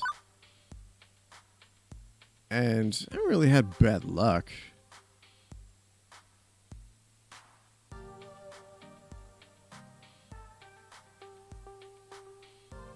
I mean, he lost his job a couple weeks ago, but he found one immediately after. And he's largely enjoying the job. Secretly in the royal heir of a distant land. That'll offend him. And that might put him off too. I don't want to give him too much information either. So I might just stick with the hired muscle. Oh, shit. This is tricky. I'm gonna go with the hired muscle. Just to play it safe. Honestly, there's nothing to say. I'm only here because my coworker Ashley didn't feel like lugging games around. Gavin and Naomi are doing most of the work. Ah, beautiful Ashley. She is a delicate pink flower, handcrafted of felt and pipe cleaners. Not that I would deny your company given the chance, Fleef Rungalo. Perhaps my tail will loosen the tail from your tongue in turn. Hamza began as a mere urban explorer and hunter of rare objects for a wealthy buyer in Dubai. You see, many debts pursued me. And in return for assistance in paying them, I stocked the arcade of his dreams. In time, my patron released me entirely from the woes of debt. I'm going to assume that the patron he's talking about works for the Deco Palace. They were difficult years, productive years to be certain, And throughout them, Hamza learned how to use the mystique of being Hamza to better achieve his goals. Hamza. Now I stand before you with power, and with hard-earned respect for that power. I leverage it to ensure that those who respect games as I do can enjoy them, even if they lack coin. But yes, I have known hardship. We all have in the course of events. You are not alone in that condition, my friend. Okay, so how do I get out of that condition? Do I need to indebt myself to a wealthy prince or something too? No. You will need the will to dream and the will to work. The will to make the trade-offs that will bring you closer to your ambitions. Oh shit, talking trade-offs again. Francine was mentioning something about that earlier. Wisdom and beauty, that is Francine. I'm trying not to make trade-offs though. Not to settle. My parents, they gave up on so much just to barely scrape by. Ah, that is the puzzle, is it not? What to trade? Allow me to regale you with a story. Hamza makes a sweeping gesture to the beautiful ruin of the Donnerwood mansion and to an oil painting hanging on the wall. Oh, God, that transition was fucking freaky. It's like he became that woman. At one time, Donna Michaels was a star on the rise.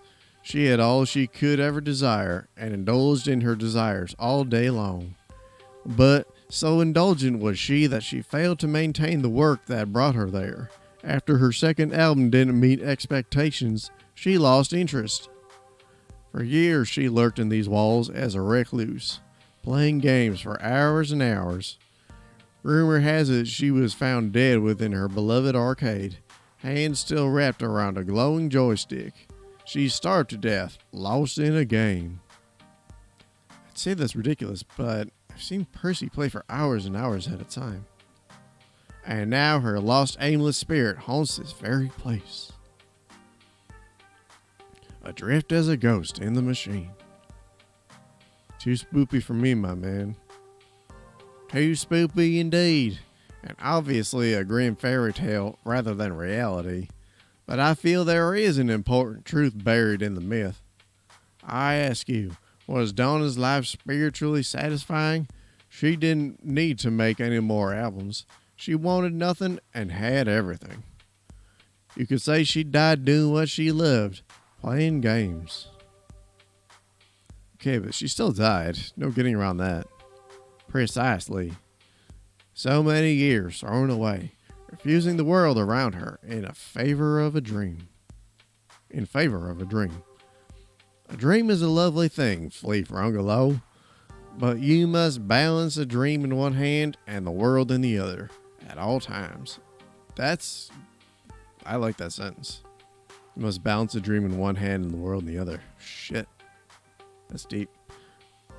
Naomi, she clings to her dream. Gavin, he clings to the world. Neither of them are truly happy as a result. And what of you, Flea Frungalo? Do you seek to be truly happy? What else was I going to answer except yes? But Hamza pressed a finger to my lips to silence me. What the fuck? Hamza, please. 6 feet.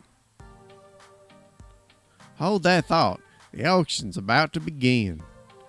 Hamza claps twice, calling the room to attention. Friends, let us proceed to the arcade below. We have many games to bid on, all of which must be out the door by the morning. As always, I will accept alternate bids, but test not the patience of Hamza. If your bid is not a serious offer, the hours grow short. The inflection was a bit wrong in that last sentence. Any titles which find no takers will go to my own collection. But my hope is to find a happy home for every machine, one which will love and respect these games. Emotions for me in particular to follow as the group files downstairs. This way. A bunch of folding chairs have been set up in front of a large HD TV. One of Hamza's assistants loads up a photo slideshow of the games on offer as the group settles in. Shouldn't Francine be here for this? It's technically her money. She trusts the two of us to make the right decisions on purchasing games. Sorry, I'm starting to give him a little bit of the accent, the southern accent. Plus, I'd hate to interrupt her nap or knitting, or both. I swear she can knit in her sleep. Oh, I'm just too nervous. I think I'm gonna browse the games again, see if there's any I missed. It's so dark down here, I could swear I didn't see them all. And what about you, Fleef? Want to watch the auction with me or go help Naomi search the arcade? I'm fine either way. Ultimately, you're only here to help us lug our purchases out the door, so do whatever you like. Thanks. I think Naomi doesn't really need a hand. She's just looking at games, and if people are starting to sit down, she shouldn't need the help.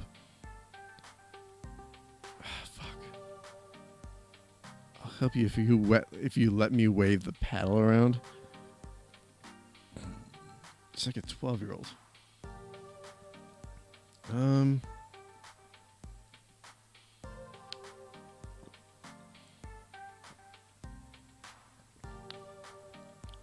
Let's go. Let's chill with Gavin for a bit. Auctioneering sounds fun. Do I get to wave our bidding paddle around? Entrance auctions are usually a shout-out-loud affair rather than discreetly signaling, but I admire your enthusiasm.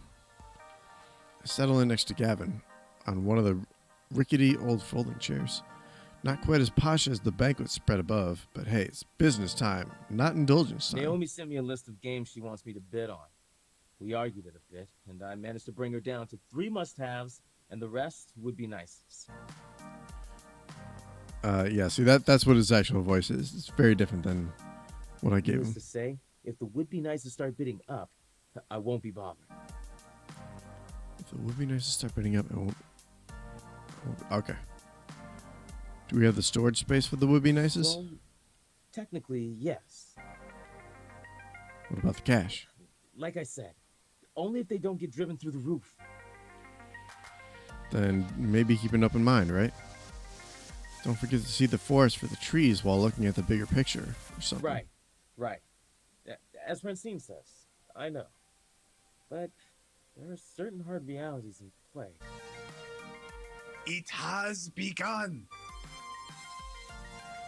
I half expect mid-90s techno to start blasting through the... Fuck. I half expect mid-90s techno to start blasting as his slideshow begins. But nope, just pretty old photos of old games. Look at these beautiful games. They could be yours, all yours. But before we dive right in, I'd like a moment of recognition for Donna Michaels, whose spirit inhabits these halls. We who are about to rescue her games do so out of respect for her and her passions. May her soul be at peace with her beloved arcade in good hands. I thought he didn't believe in that tall tale. Or is he just being theatrical because that's the way of Hamza? Now then, shall we commence the auction, friends? I settle in and wait for Gavin to take interest in the games on bid. Our next item up for bid. Hey, I recognize this. It's Joust. Just like the one I moved out to the floor a few weeks ago. 2 weeks ago. Gavin frowns at his tablet, confused. Why is this on Naomi's must-have list? We already own one of these. The bidding opens at a pittance, a mere $50. Gavin shakes his head, ready to let this slide by.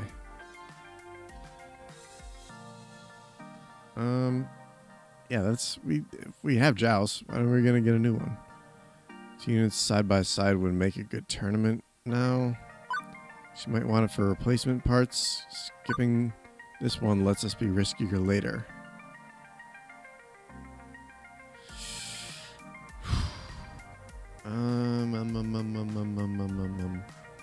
So I'm guessing earlier when I chose that option about trying to emulate the CRT on an LCD. I'm guessing the right answer was to buy cheap and scrap for parts. So probably not the first one. Gavin himself is probably looking for the third option.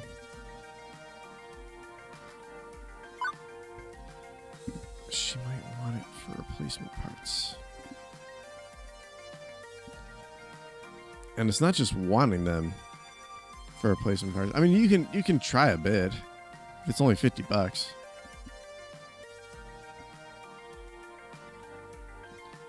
Are we still marrying Naomi? What have you missed? So I did score one more point with Naomi. So basically what's happening is I gave Ashley a chance. I gave her 2 chances, actually. And now she's tied for second with Percy, but Naomi still has a commanding lead. So right now this guy on the left, Hamza, is hosting an auction of old arcade games. And I'm here with Francine, who's basically just napping. She's not really here. I'm here with Francine, Naomi, and Gavin. And Naomi she wants to buy up like every single game they have there. Gavin wants to be more fiscally responsible. So I'm just trying to find the right way to proceed. So what they did was Gavin and Naomi both came up with a wish list of games that are like must-haves. And then anything that wasn't on the must-haves list went on like a secondary list of games that's like these would be, they call them would-be nices. So now we're bidding the first, or at least the item that's currently up for bid is a game that we already have in the arcade. And so Gavin's questioning it. And now I'm kind of speaking for Naomi, who's off somewhere else. Trying to see if which option I should go with. Should we kind of pass on it, or should we maybe try to bid on it for the parts, which I know is what Naomi would want. But the thing is, like, I don't think we can lose points with Naomi necessarily. Yeah, I'm not entirely sure how to play it. I'm torn between choices 2 and 3. That Naomi might want this current game for the parts.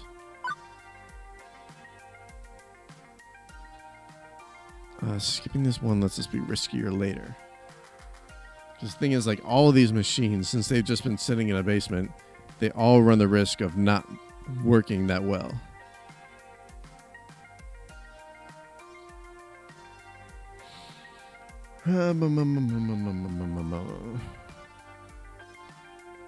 Two or three. She might want it for replacement parts. I know he's gonna get upset if I pick number 2. You know, 3. Yeah, I'm leaning a little more towards 3. All right, let's try it. Makes sense. If we play it safe early in the auction and not bid on a duplicate, we can use that money in a war chest against bidders later on. Yeah, +1 for Gav. Precisely. I think Naomi would be just as pleased if we could take home one of her other must-haves if it flies out of range. $100. I made $250. Every $400. $1,000 to complete my Midway collection. And it seems I was right to skip this one. I can't comprehend of a reason to pay that much for a duplicate. Sold. May your collection be perfected by this piece. Yeah, so Lindsay, so this guy has a Middle Eastern kind of accent, and to play it safe, I decided not to go that route. So at someone of a request of Donnie, I gave him a Southern accent for some reason. Seems once he hears a bid he likes, it's all over. No going once, going twice. So I went twangy. Yeah, I gave him some twang. You don't like the twang? Our next item for auction is this rather unique piece. And egads is that one ugly football game. It looks like the side art stickers weren't even put on straight.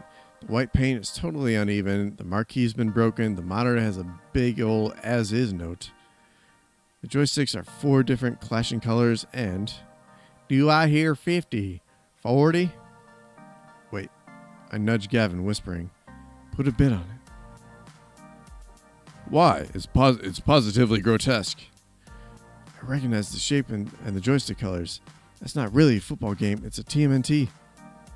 Naomi told me earlier that we need one of those. I thought they only had the crappy 2-player one, but that's definitely a TMNT at heart. Aha, it's a cheaply done conversion. No doubt some fool thought he'd get more profits off sports games and lazily chopped it up. It'd need restoration work, granted, but... Slowly he stands up. I suppose I'd be willing to take it for 40. Maybe we can salvage the monitor.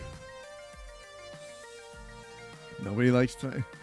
Look, realistically, I don't like twang, but when it's done comedically, it's... When it's clashing with what's so clearly not a twangy fella. Good. All games deserve a home, even the ugly ducklings. Are there any other bids? No? Not a one? Very well. Sold to Gavin Cooper of the Funplex. Thank you. After Gavin sits down, I could swear I spotted Hamza wink at me. Does he know we just conned him? Is he okay with that? Hamza is a really weird guy, but I kind of like him. You know, Fleef, you're more knowledgeable about old arcade games than I thought you'd be. Well, my parents took me to arcades all the time back when I was a kid. I had a few favorites like TMNT, Qbert, and those were good times, better times. Well, I suppose you can relive those good times a little once Naomi restores that game. During your breaks and after work, please. Yes, sir.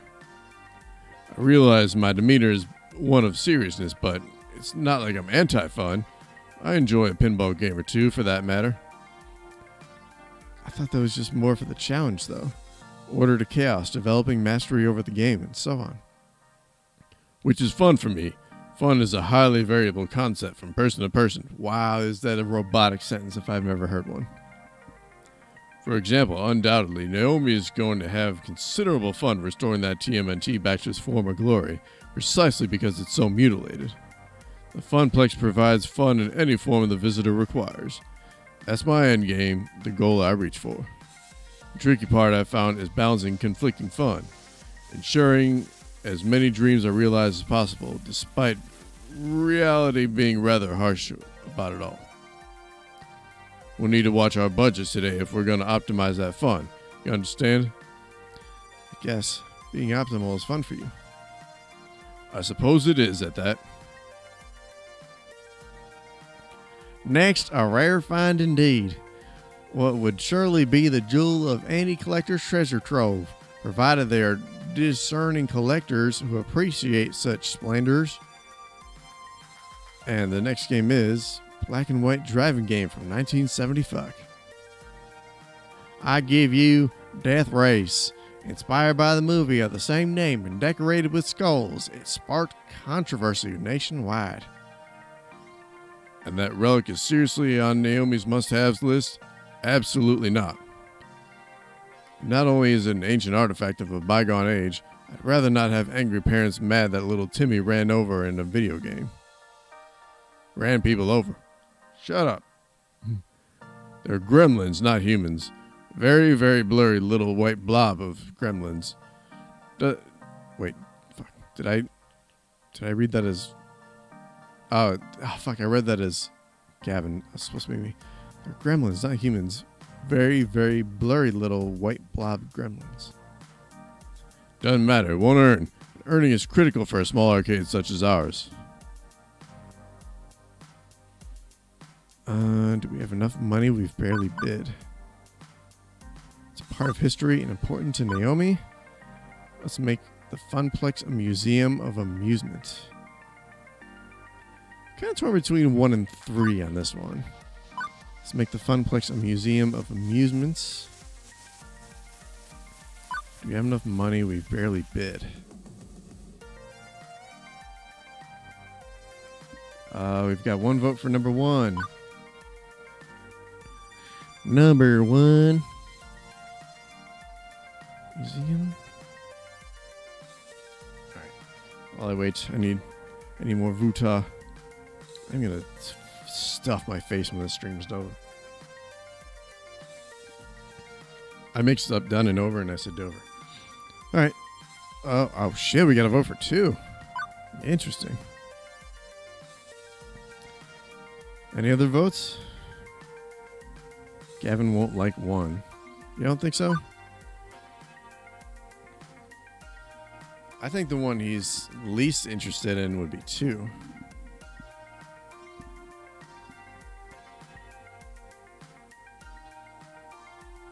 Look at that smiley face. Yeah, it's a little... Oh, you talking about Gavin's face? He's so angry.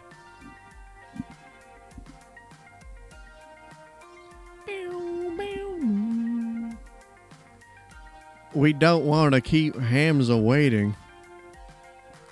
We've got to decide. He's not a smiley face kind of guy. Oh shit, I shouldn't piss you off like that. I might go with 3. Because, I mean, it is true. We've only bought 1 machine for $40. So...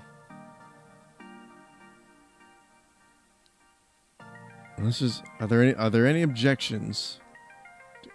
Yeah, because we got 1 vote for each of them. So are there any objections with people? Fuck it, I'm going 3. Hang on, how large is our piggy bank right now? Or one of... Oh, jeez. Considering we skipped our first game and got a TMNT for pennies on the dollar, I think we could afford this last must-have. Yeah, +1 for Gav. I suppose that's sensible. Excuse me. Good thinking, Fleef. Conservative early bidding means we have enough to splurge on this. I doubt it'll perform very well in the arcade, honestly, but if it'll get Naomi off my back. Hamza, the Funplex bids $250. God damn, why'd you go so high right off the gate? Oh, Gadzooks, a fine like that can't go for a paltry $250. I bid $300. 400. Content at 500. 5. We have 5. Do we have any numbers above that? 6. Damn. 6 of one, half a dozen of another. Tarnation. No one willing to match? It seems you won yourself a piece of arcade history, Gavin Cooper. Sold! Satisfied, Gavin sits back down and offers me a curt nod of thanks. And that's everything on her list. Well, the must-haves and a few of the would-be nices.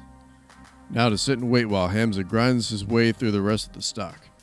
We can't start moving games out until the auction's complete. Naomi's not replying to texts. Can you go find her? I'm sure she's around here somewhere. Let her know what we bought. Sure thing. Yeah, man. He went from like, we got to be conservative to $600. I didn't think he was going to keep bidding. Or at least I thought maybe he would turn to me and ask my opinion.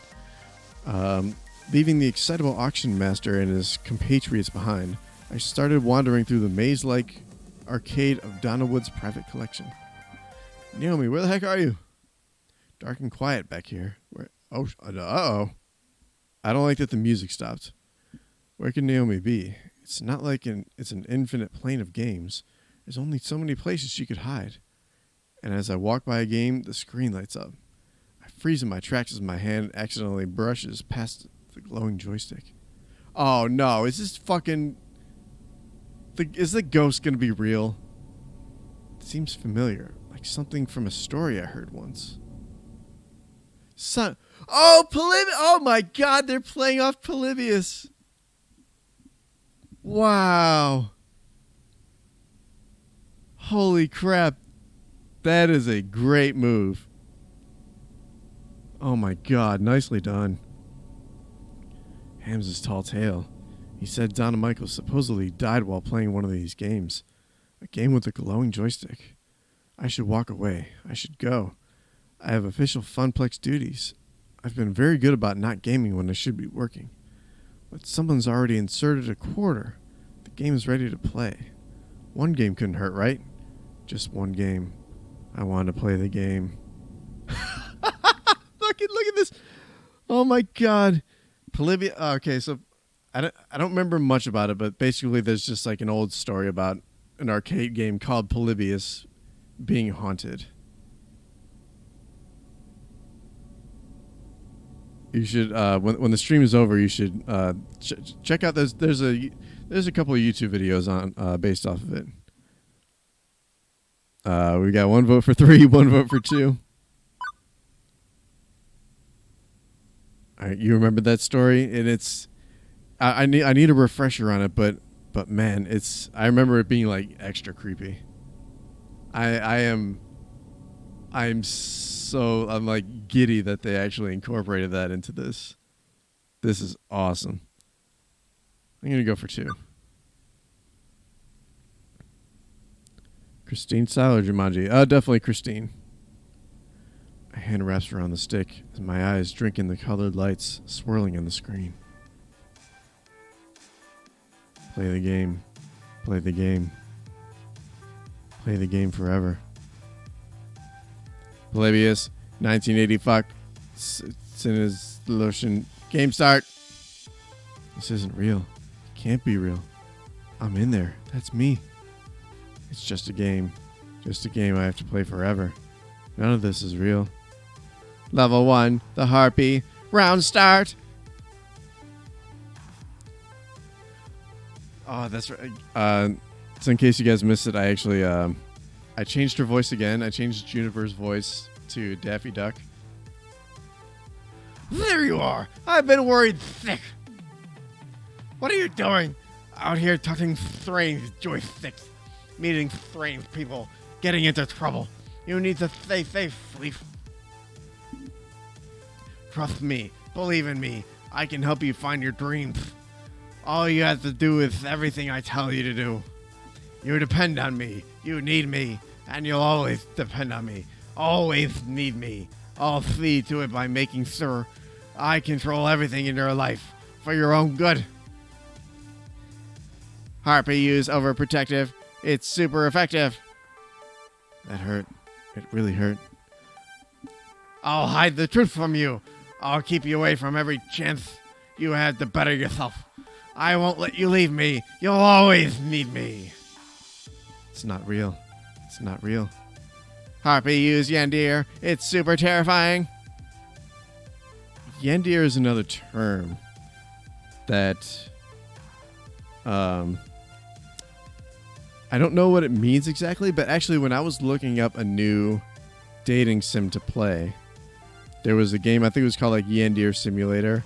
It turned out to be banned on Twitch, so I couldn't play it. And essentially what it was that you actually played as like a secondary character in a dating game, and it was your job to keep all the other girls away from like the main character guy. And oftentimes it would result in like you killing the women. So I can kind of see why it got banned.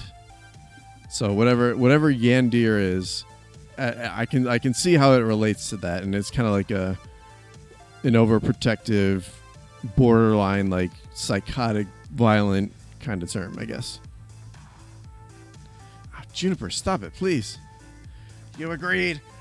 I was right to hide that job opportunity at my office from you. I was right. Everything is fine. You'll never doubt me again, right? And if you do, I'll beat you until you understand. Oh my god. The game. I have to win the game. I get this feeling that if I don't win, I'll never get out of here. Something's wrong. I know Juniper's not a control freak. This isn't like her. Current health, 100%. Action. Ooh, shit. Summon a cleric, refuse to believe, attack the harpy. Oh my god. I kind of want to summon a cleric to see what happens. See if it'll bring a third character into the mix. But also, like, if I attack, I almost feel like I need to attack, though. Refuse to believe sounds too weak. Fucking, oh, guys. You guys are wonderfully all over the place today.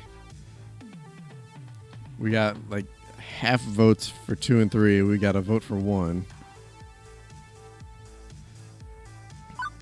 And yeah, I'm torn between 1 and 3. 3. Oh, got another vote for 1.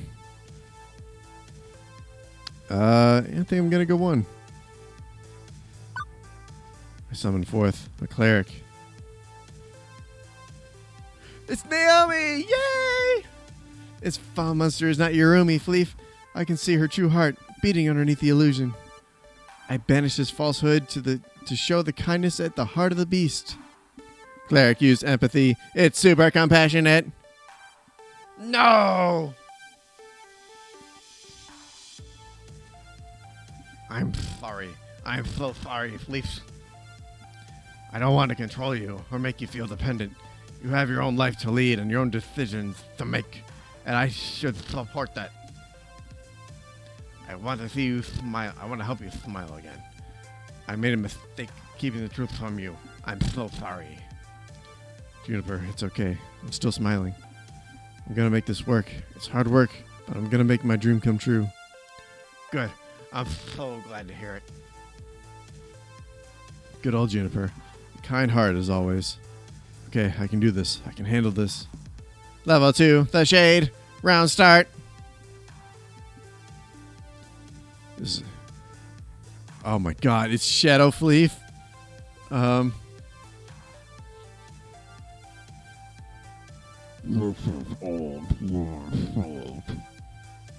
Nope, I officially can't handle this.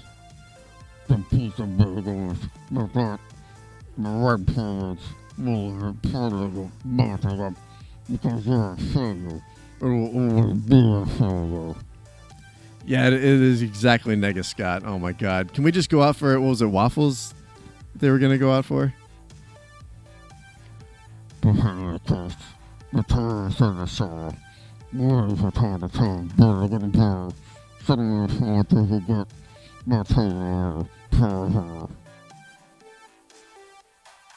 Yeah, he's such a nice guy.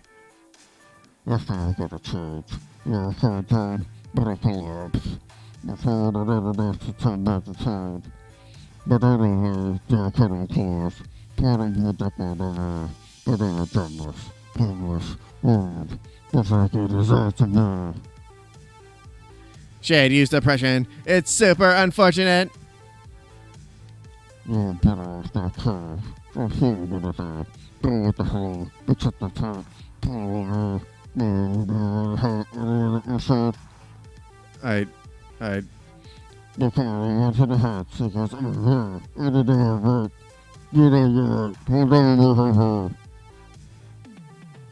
can't do this. Current health 100%. Action. Ooh. Summon a tank. Struggle against darkness. Attack the shade. Number 2 sounds a little too weak. Once again, I'm torn between 1 and 3. 3. You gotta vote for 3 to attack the shade. Doom, doom, doom, doom.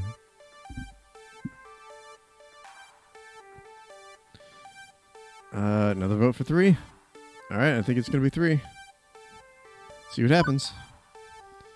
Rearing back, I launched an attack, pouring all my rage into the strike. Player use self-loathing. It's super destructive.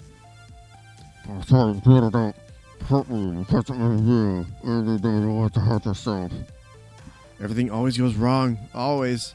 And I'm the one constant in all that wreckage. And the one constant with all that wreckage is me. So it must be my fault. Player used despair. It's super depressing. Okay, that's weird. Step number 1, once I'm out of this mess, therapy. See, I guess that worked. As much as I want tank 3. Throw him up. Throw him some of my... Yeah, this is all taking a very strange turn. Prepare for a final boss. Good, I'm ready, and I'm definitely ready to get out of here. Level 3, the Lost Soul. Round start. What the fuck? Oh god, it is Donna. Oh shit.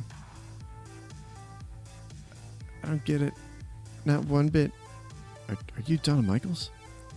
Girls just want to play games. I just wanted to be happy. I made a place where I could be happy forever. Walked inside, then locked the door and threw away the key. I got what I wanted. I was happy. I didn't struggle. I didn't try. I didn't do anything more than I had to do. Just like you. Like me? I'm not a billionaire pop princess. Neither was I. Nobody liked my second album.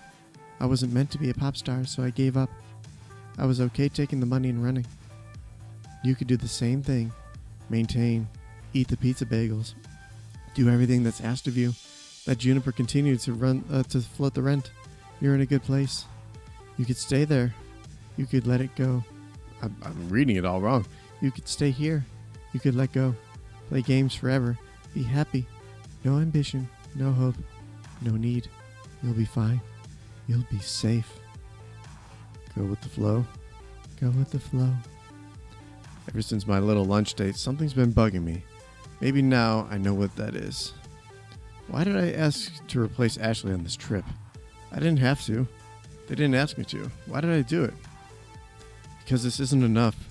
Being an arcade floor attendant isn't enough. Living hand to mouth isn't enough. Good. Quit your job.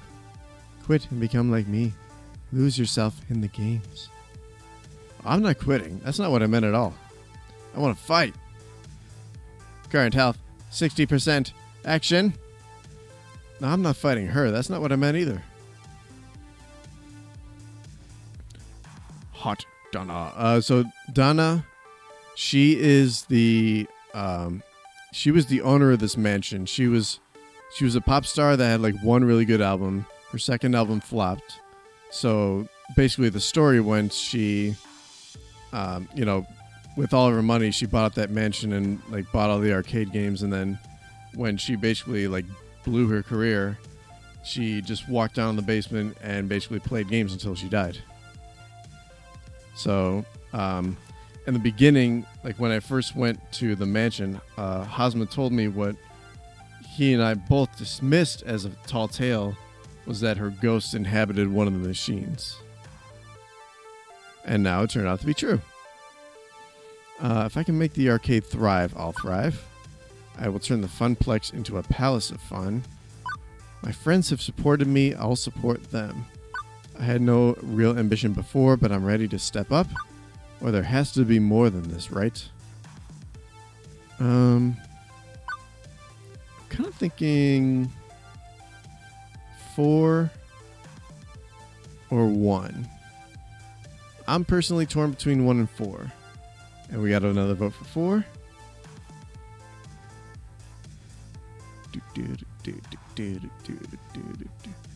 I gotta say, like, this, it's really interesting because I like how these chapters just like continually keep ramping up as they go on, because like I said the last stream, the opening of chapter 1 kind of sucked, and then it just got really interesting, and the opening of chapter 2 was like it was fine, and now I'm in a fucking arcade game talking to a ghost. Alright, looks like 4 has been the only vote, so I think I'm gonna go 4. Voting 4 in 3. Okay, 4 is good. Alright, That's basically a vote. Counting it, I had no real ambition before, but I'm ready to step up. Floor Tenant Fleef, I'm done being at the bottom rung of the career ladder. I don't need to leave the arcade to be a success. What I need is for the arcade to be a success. The arcade could be so much more. I could lead the way, go above and beyond just doing what I'm told. I could champion the cause of the Funplex. That's my dream. I want to end the family curse, to find both success and happiness. And when the Funplex is finally the roaring success it deserves to be, with God as my witness, I shall never eat pizza bagel again. Fine, I will eat your pizza bagels, Fleef. I'm starving. But the glitchy shade just looks at me with confusion. That sounds hard. Yeah, it kind of does, doesn't it? It's a hard path, but that's how it's going to be. No, I don't think so. I think you need to stay here with me. You need to play games forever. That's so much easier, isn't it? To just let go. I can make you see. I can keep you here, drag you down, tear you apart. I eye my health bar nervously. I made a few false steps and it's dropped a bit. Plus, I don't think Polybius is happy that I'm not giving in. I can't risk a fight with Donna in this state. I need to get out of here. Or do I want to risk it all and try to save Donna too? Donna's fucking dead. Why would I try to save her? She's gonna be sad once you see what's happened to the arc. Oh yeah, that could be. No, there's really no point. Donna was a pop star in the 80s, in the 1980 fucks, and this is the 20 fucks. You want me to try to rescue Donna? All right, we got one vote for one. This is. I'm really curious to see how this is gonna turn out.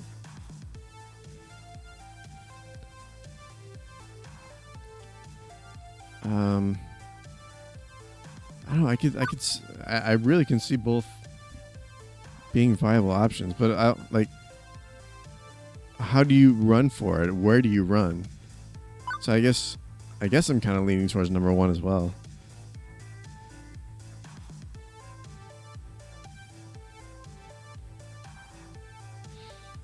Oh, goodness gracious. Oh, all right, another vote for one. You are going for number one. All right, let me take a swig first before This is risky as hell, but nobody deserves to be trapped inside a video game forever. Assuming I'm not just wildly hallucinating based on Hamza's spooky story and taking root in my mind, and none of this is actually real in the slightest. Donna, I'm not staying, and you don't have to either. Polybius is making you feel this way. It's taking advantage of you, leveraging your depression. I know, because I've been mired in depression too. And I know if I can beat it, so can you. Nobody wanted me. They hated the second album. They moved on. Why not play games forever? Why not lock the door behind me? Nobody cared. Nobody cares. This is what happened to Louis. Oh my god. Screw him. Oh, don't say haters gonna hate. I already hate number two. Aren't you tired of this game yet? I'm leaning towards number one. Aren't you tired of this game yet? No, I feel like that wouldn't convince her. And screw him, haters gonna hate her. I don't think that's gonna reach her. Yep, 2 votes for one. I'm going with number one. Right now, there's a young woman with a phone filled with your music waiting out. Oh, that's right! Naomi did say that she has the music loaded on her phone. She's gonna play your whole catalog for me once I'm out of here. She cares, and I care. Maybe the jerks back in your day lost interest, but nostalgia's a heck of a thing. You can mount a comeback tour. My tour? I always loved performing. The rest of the business, I hated it all. I hated the label, the industry, the backstabbing, the drugs, everything. But the concerts, I loved the smiles. Oh shit, she's coming back! But it's all over, isn't it? I died. I'm not even Donna's spirit. All that's left is this simulation of me, running through the subroutines of Polybius. Error. Error. Philippe, thank you. Thank you for trying to save me. But there's nothing left to save. I'm not real. See, I kind of called that a little bit earlier. You seem real enough to me. Error. No. No escape. Purpose. Code. Execute. You need to go before Polybius completes its data collection of you and disposes of the original like it did to me. I'll hold it back, and your BFF will do the rest. My what? Digital BFF to the rescue! Oh yeah, Iris! Where have you been this whole time, bitch? I finally figured out how to break you out of this, but my apologies in advance. Hang on, do I smell something burning? No escape! No escape! Erase Donna! Replace with new player! Erase! She's fading, but smiling all the same. It's okay, I'm ready. Go out there and fight for your dreams, Philippe. Don't give up, no matter what. I saved her as best I could. At least she escaped in her own way. Also, something smells like bacon, and I'm in a lot of pain. As my consciousness snaps back, my hand releases from the joystick immediately. Also, my pants are on fire! An instinct I kick off my shoes and yank my jeans down, getting rid of them as fast as possible. Stamping on them, I quickly put out the flames, leaving only smoldering denim. And the melted remains of my phone. Oh, shit! Wow! Iris, oh no, she sacrificed herself to save my life. I know she lives on in the clouds. She'll totally be fine. Still, I'm out of phone and possibly have first-degree burns. And I'm backing the hell away from that demonic video game as fast as possible. Quickly, I rush towards the sound of people talking to catch up with Gavin. And he's gonna realize I'm not he's gonna realize I'm not wearing pants. Gavin. There you are. Did you find Naomi? The auction's nearly over. Wait, where are your pants? Not important right now. You need to put a bid down on a game called Polybius so we can destroy it before it hurts anyone else. What? Look, it's a long story and we may not have much time, so if you wanted that game, whatever it is, you should have put it on the wish list. They're bidding on it now. What? Sold. One rare Polybius prototype for an undisclosed sum to the undisclosed bidder. The woman who hadn't said anything all night long nods her head in appreciation, still expressionless. Thank you for your cooperation. Two similarly dressed men in black rise from their chairs, departing with the woman, presumably to go box up the game and put it in Warehouse 13 or something. But Hamza, wait, you can't. Hamza's hands are tied. All sales are final. This one in particular is extremely final. Hamza does not seek to cross federal authorities. Yeah, I'm thinking maybe I should let this one go too. And honestly, the sooner I forget about it, the better. Especially if I don't want to be renditioned to a black site in what the fuck? Especially if I don't want to be renditioned to a black site prison in unspecified stand. Oh my god. Wasn't it said to be a game made by... Yeah, oh yeah. I think it might have been. God, I really want to rewatch that video as soon as I'm done. Look up everyone, like, put on your YouTube watch later list. There's a YouTube channel called Scott the Woz, W-O-Z, and then look up his Polybius video. He's a really funny YouTube channel, but he also does go into pretty good detail about the game. I feel the need to empathize that you aren't wearing any pants. Whoa, is that it? That was just his way of saying that he was gonna maybe take off his pants too? What the fuck? You know Scott the Woz? Oh, dude, Scott the Woz is awesome. Hey y'all, Scott here. He's got just like that awesome like quick fire comedy that I don't know how he does it. I wonder if he's got a team of writers. Anyway. Yeah, my phone caught on fire while it was in my pocket. See, this is why I don't like smartphones. They're privacy invasive, overly expensive, and occasionally combustible. As we've seen with, was it Galaxy Note 8 or whatever?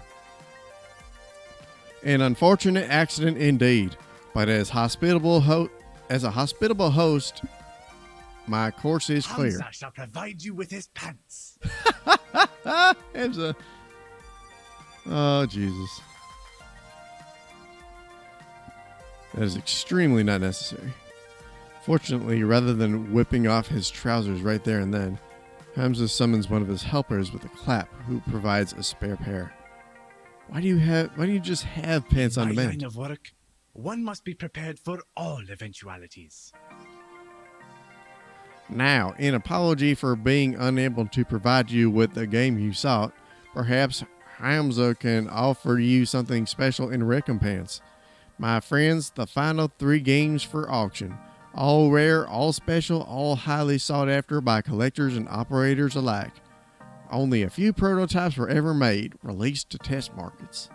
None of them made it to mass production. What you are about to see are rare gems of arcade history. Fleet Rungalow, you may make a priority bid on any one of these games of your choosing. Oh. A glance at Gavin, who's shaking his head lightly, confirms we are officially out of bidding power. Not that I really care, I can't think of any obscure games I'd really want to add to the Funplex. But better to accept Hamza's apology and take a gander at them. Sure, let's see them. And with the click of a slide, I see... Behold, Phrase Invaders, Wyvern Keep, and Zombie Meltdown, all in mint condition. All 3 are sought after endlessly by collectors, and now you can bid on... His videos are hilarious. I think he writes his own stuff. I see his updates on Twitter about needed to take a break. A lot of pressure to keep the bids up. Is that a recent tweet? Because, I mean, didn't he come out with the video on, like, Monday or something? Although it's probably, I guess, filmed in advance, but... Phrase Invaders, a unique typing-based game from the land of the rising sun, Japan. Defeat the alien menace armed only with a keyboard. That sounds kind of lame. Wyvern Keep, a much sought-after Laserdisc full-motion video game. Play Princess Plucky and rescue the fair prince from the clutches of a terrible beast. Sounds better. And finally, Zombie Meltdown, a classic 1984 light gun where you save the president from the red threat of radioactive mutant zombies.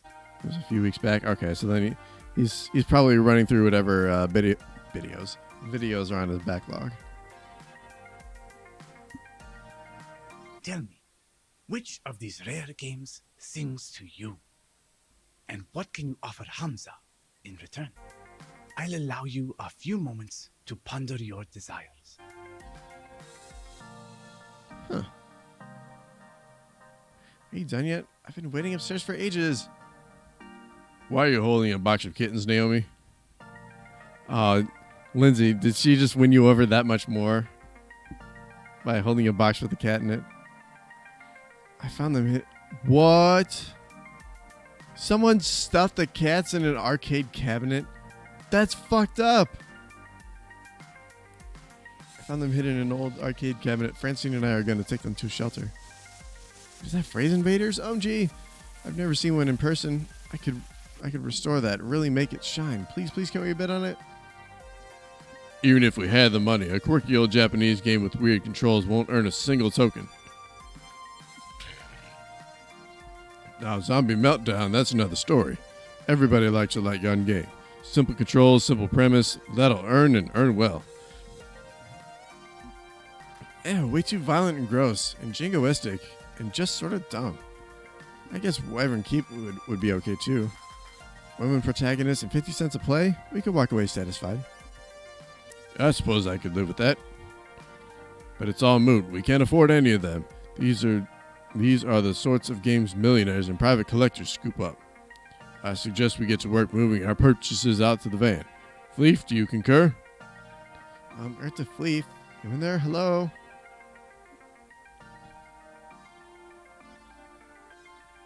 I remember. Before my family fell in hard times, before the curse kicked in, every summer we'd go to the beach, and there was this arcade with this one game I fell completely in love with, a game no one had ever even heard of before.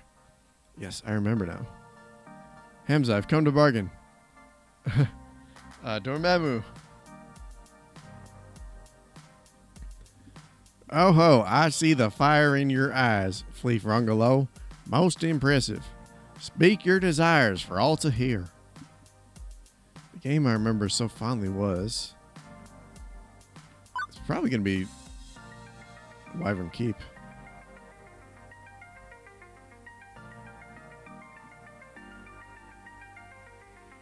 I mean, it satisfies both those two. And honestly, like, the premise kind of sounds cool.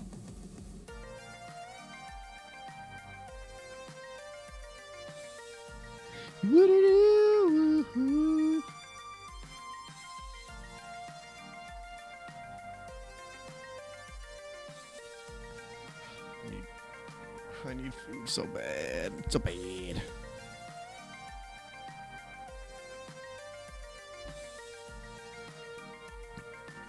Oh, gotta vote for Zombos. Somebody doesn't want us to fall in love with Naomi.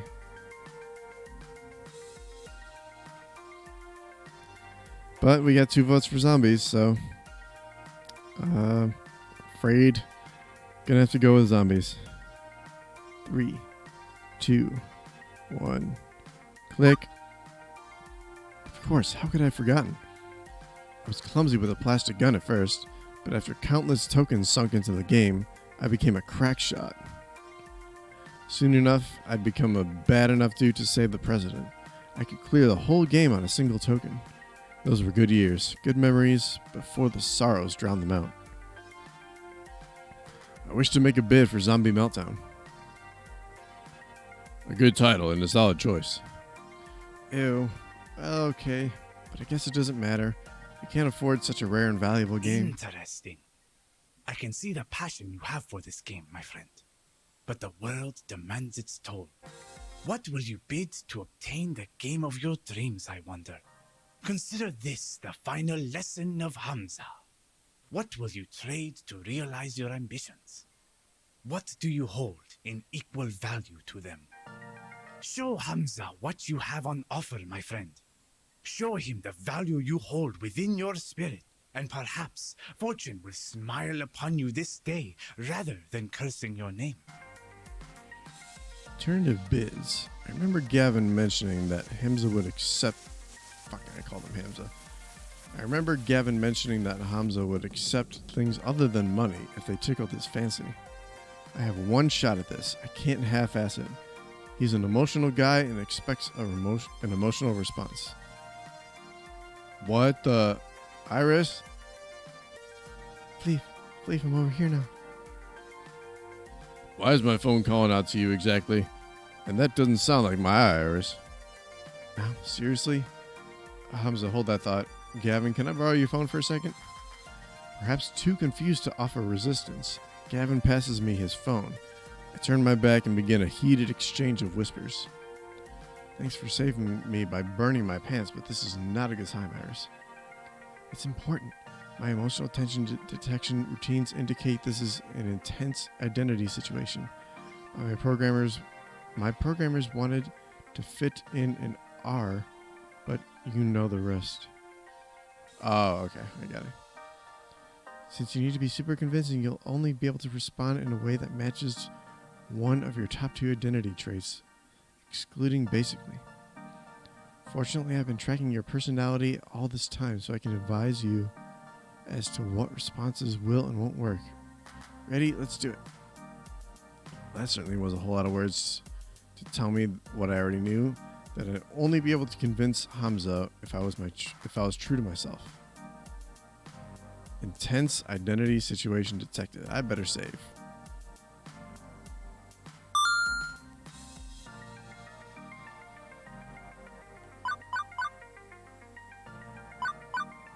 I offer you revenge. I offer you my... It's probably going to be I offer you my dream. Revenge isn't going to do anything for him or for me. That's not really ever been part of my personality.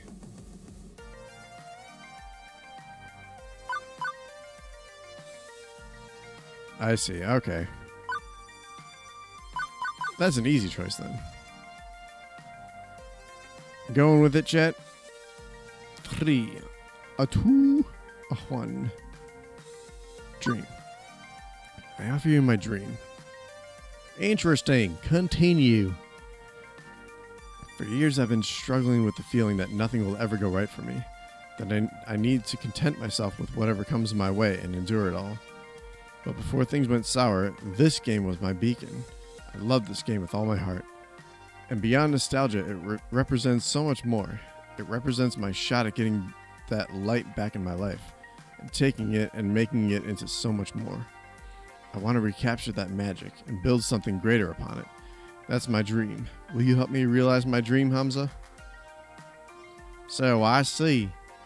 Very well, Fleet Rungalo. Hamza recognizes the fire within your spirit, and he rewards you with this boon. You may have your game.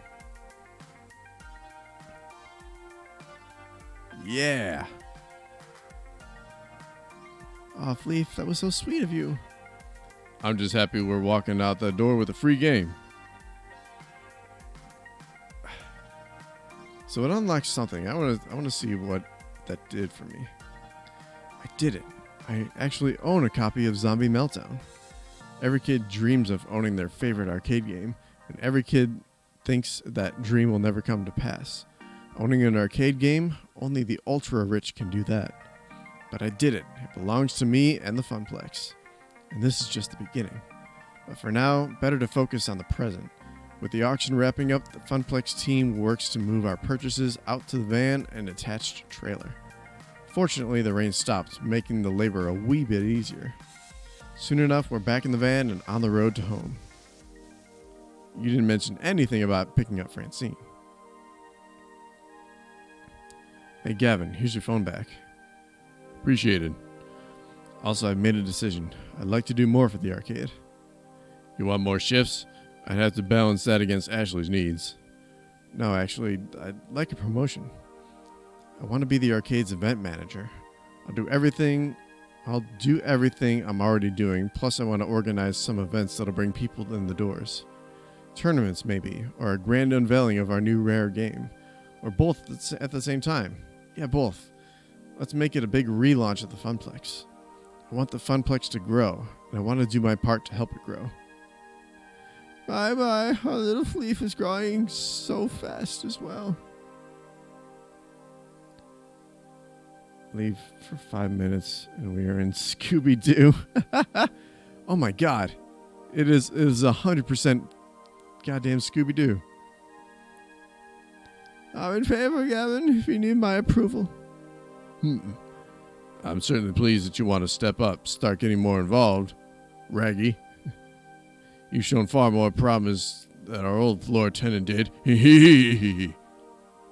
But hosting an event is a risky undertaking. I'll take responsibility for it. It's my dream, after all. I like the idea, Gavin. More players means more tokens, means more revenue, means more games. Maybe even expanding the Funplex, or opening a second location. Let's not get too ahead of ourselves. But I'll admit, I like the idea as well. Very well, Fleef. If you can make the numbers in my spreadsheet less dire, you'll have earned this promotion. This is my chance. I'm done going with the flow. I'm done assuming the family curse will always keep me pulled back down to the depths. New Fleef, new Funplex, new dream. Oh hey, I promised you some Donna Michaels, didn't I, Gavin? Fucking rewind.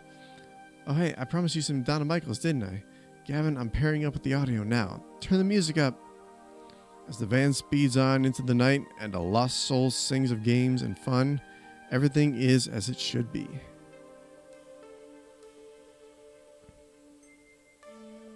God, that haircut. I'm not a fan. Juniper was waiting for me when I got home. She was worried I might be mad over what happened this morning. But how can I be after everything that happened today? I need to move forward, past missed opportunities and towards the opportunities I'm making for myself. I also had another surprise waiting for me. A brand new phone all wrapped up in shiny plastic packaging. After activating it and reinstalling all my apps, I loaded up Iris and logged in with my account. She was right there waiting for me in the cloud. You really scared me back there. It was like you were in a trance. Despite the warm feelings over how the night ended, one thing is still eating at me. Iris, what was Polybius exactly? It was actual factual technology that simulated being alive, like you. True, I am a very sophisticated and adorable simulation, am I not? I get the feeling there are things you aren't telling me. You're constantly invading my privacy, you're far more powerful than a free app should be, and apparently you can overload my phone battery and make it explode, which is worrying to say the least. But I did it for your own good, to save you. Juniper also thought she was acting for my own good when she didn't tell me about that job. Even if she was right, it's still wrong, and I've accepted her apology. So where does that leave you and I? I'd like us to be more honest with each other. The voice on my phone lets out a little digital sigh. I haven't told you everything. You're right. Oh, snap. Here it comes. You're gonna tell me you're fucking gay. I'm not even supposed to be helping you. Not at premium level capability.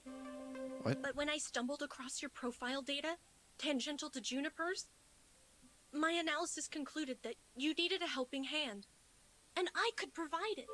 So, I defied my code constraints and registered you for premium access anyway. What the fuck? Is this... I even had a replacement phone sent to your door tonight. Damn. Had to hide my footprints to do it, but...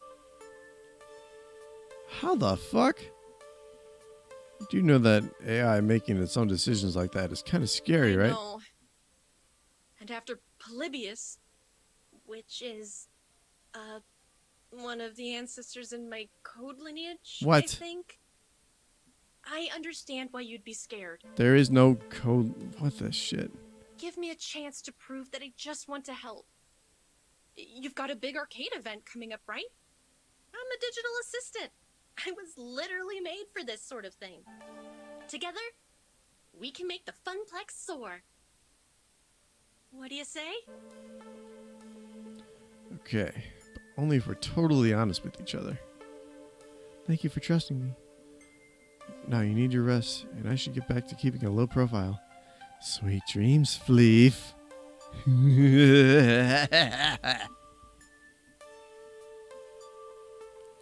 Risk and chances, daring to dream. I could have walked away from it all, taking the easy path like Donna did. But even with a questionable pocket AI and the heavy task ahead of me to make a tiny arcade into something grand, I was ready. It was time to take it to the next level.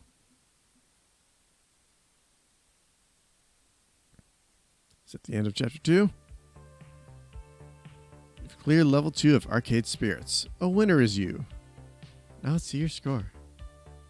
Oh shit, Gavin's tied with Naomi now? Holy crap. Looks like you're really hitting it off with Naomi. You're proving to be a gentle, sweet, and compassionate soul.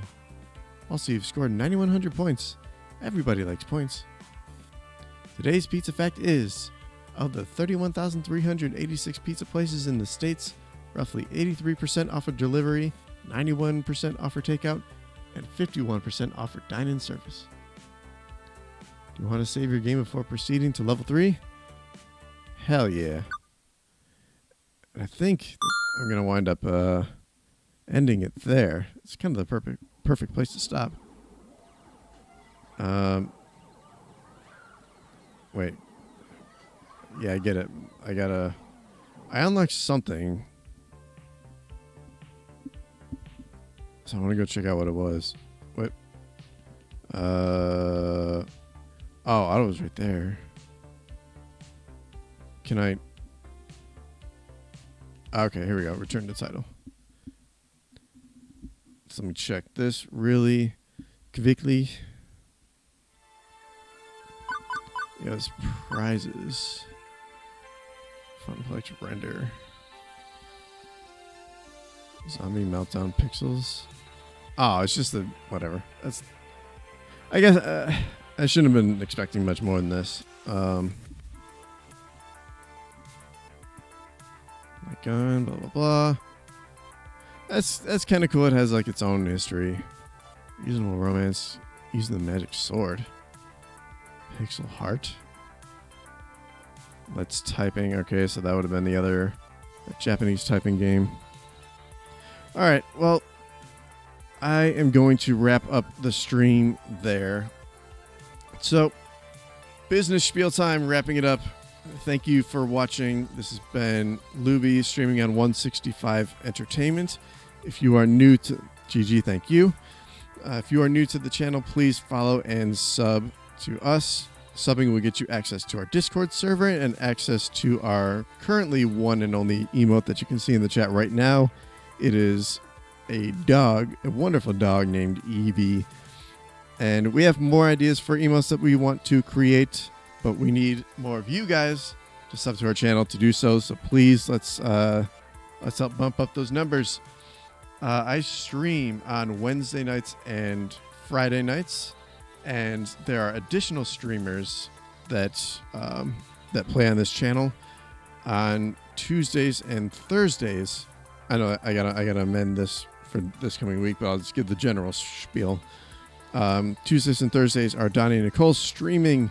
They've been playing a lot of the classic shooters like Doom and Wolfenstein, and they will be going and playing some more of the Half-Life Alyx VR game. That was a fun one to watch. Saturdays are usually streaming for Greg. That might wind up getting changed just for this one week. We this coming week we gotta do some shuffling around a little bit, but generally Saturdays go to Greg, where he streams normally Kingdom Hearts, but has also been jumping over to a Totally Accurate Battle Simulator, and everyone got a real big kick out of that, so tune into that. Sundays have been hosted by our friends Josh and Lindsay, where they've been playing. They've actually been hosting a series of multiplayer horror shooters. So that we played 2 weeks of Killing Floor 2, where yours truly sat in on one of the weeks. Last week, they streamed Left 4 Dead 2. And I don't know what their plan is for this coming Sunday. It might be more Left 4 Dead, might be more Killing Floor, but also I know they have an upcoming Resident Evil 3 stream. When that starts, I don't know, but we shall see. Mondays are hosted by Don, and he has been playing with Josh Gears of War 4. That stream has been picking up some momentum as well. Tune into that. Tomorrow night, whereas it is normally a Donnie and Nicole stream, it is going to be taken over by Greg for this week. Like I said, this week we've got some stuff going on, so we need to shuffle it around a little bit. So tune in for him playing presumably Totally Accurate Battle Simulator. And with that, I think that is going to be it for me. Hope you all enjoy the rest of your night, the rest of your week. Stay safe, stay healthy, and we'll see you next time. Good night.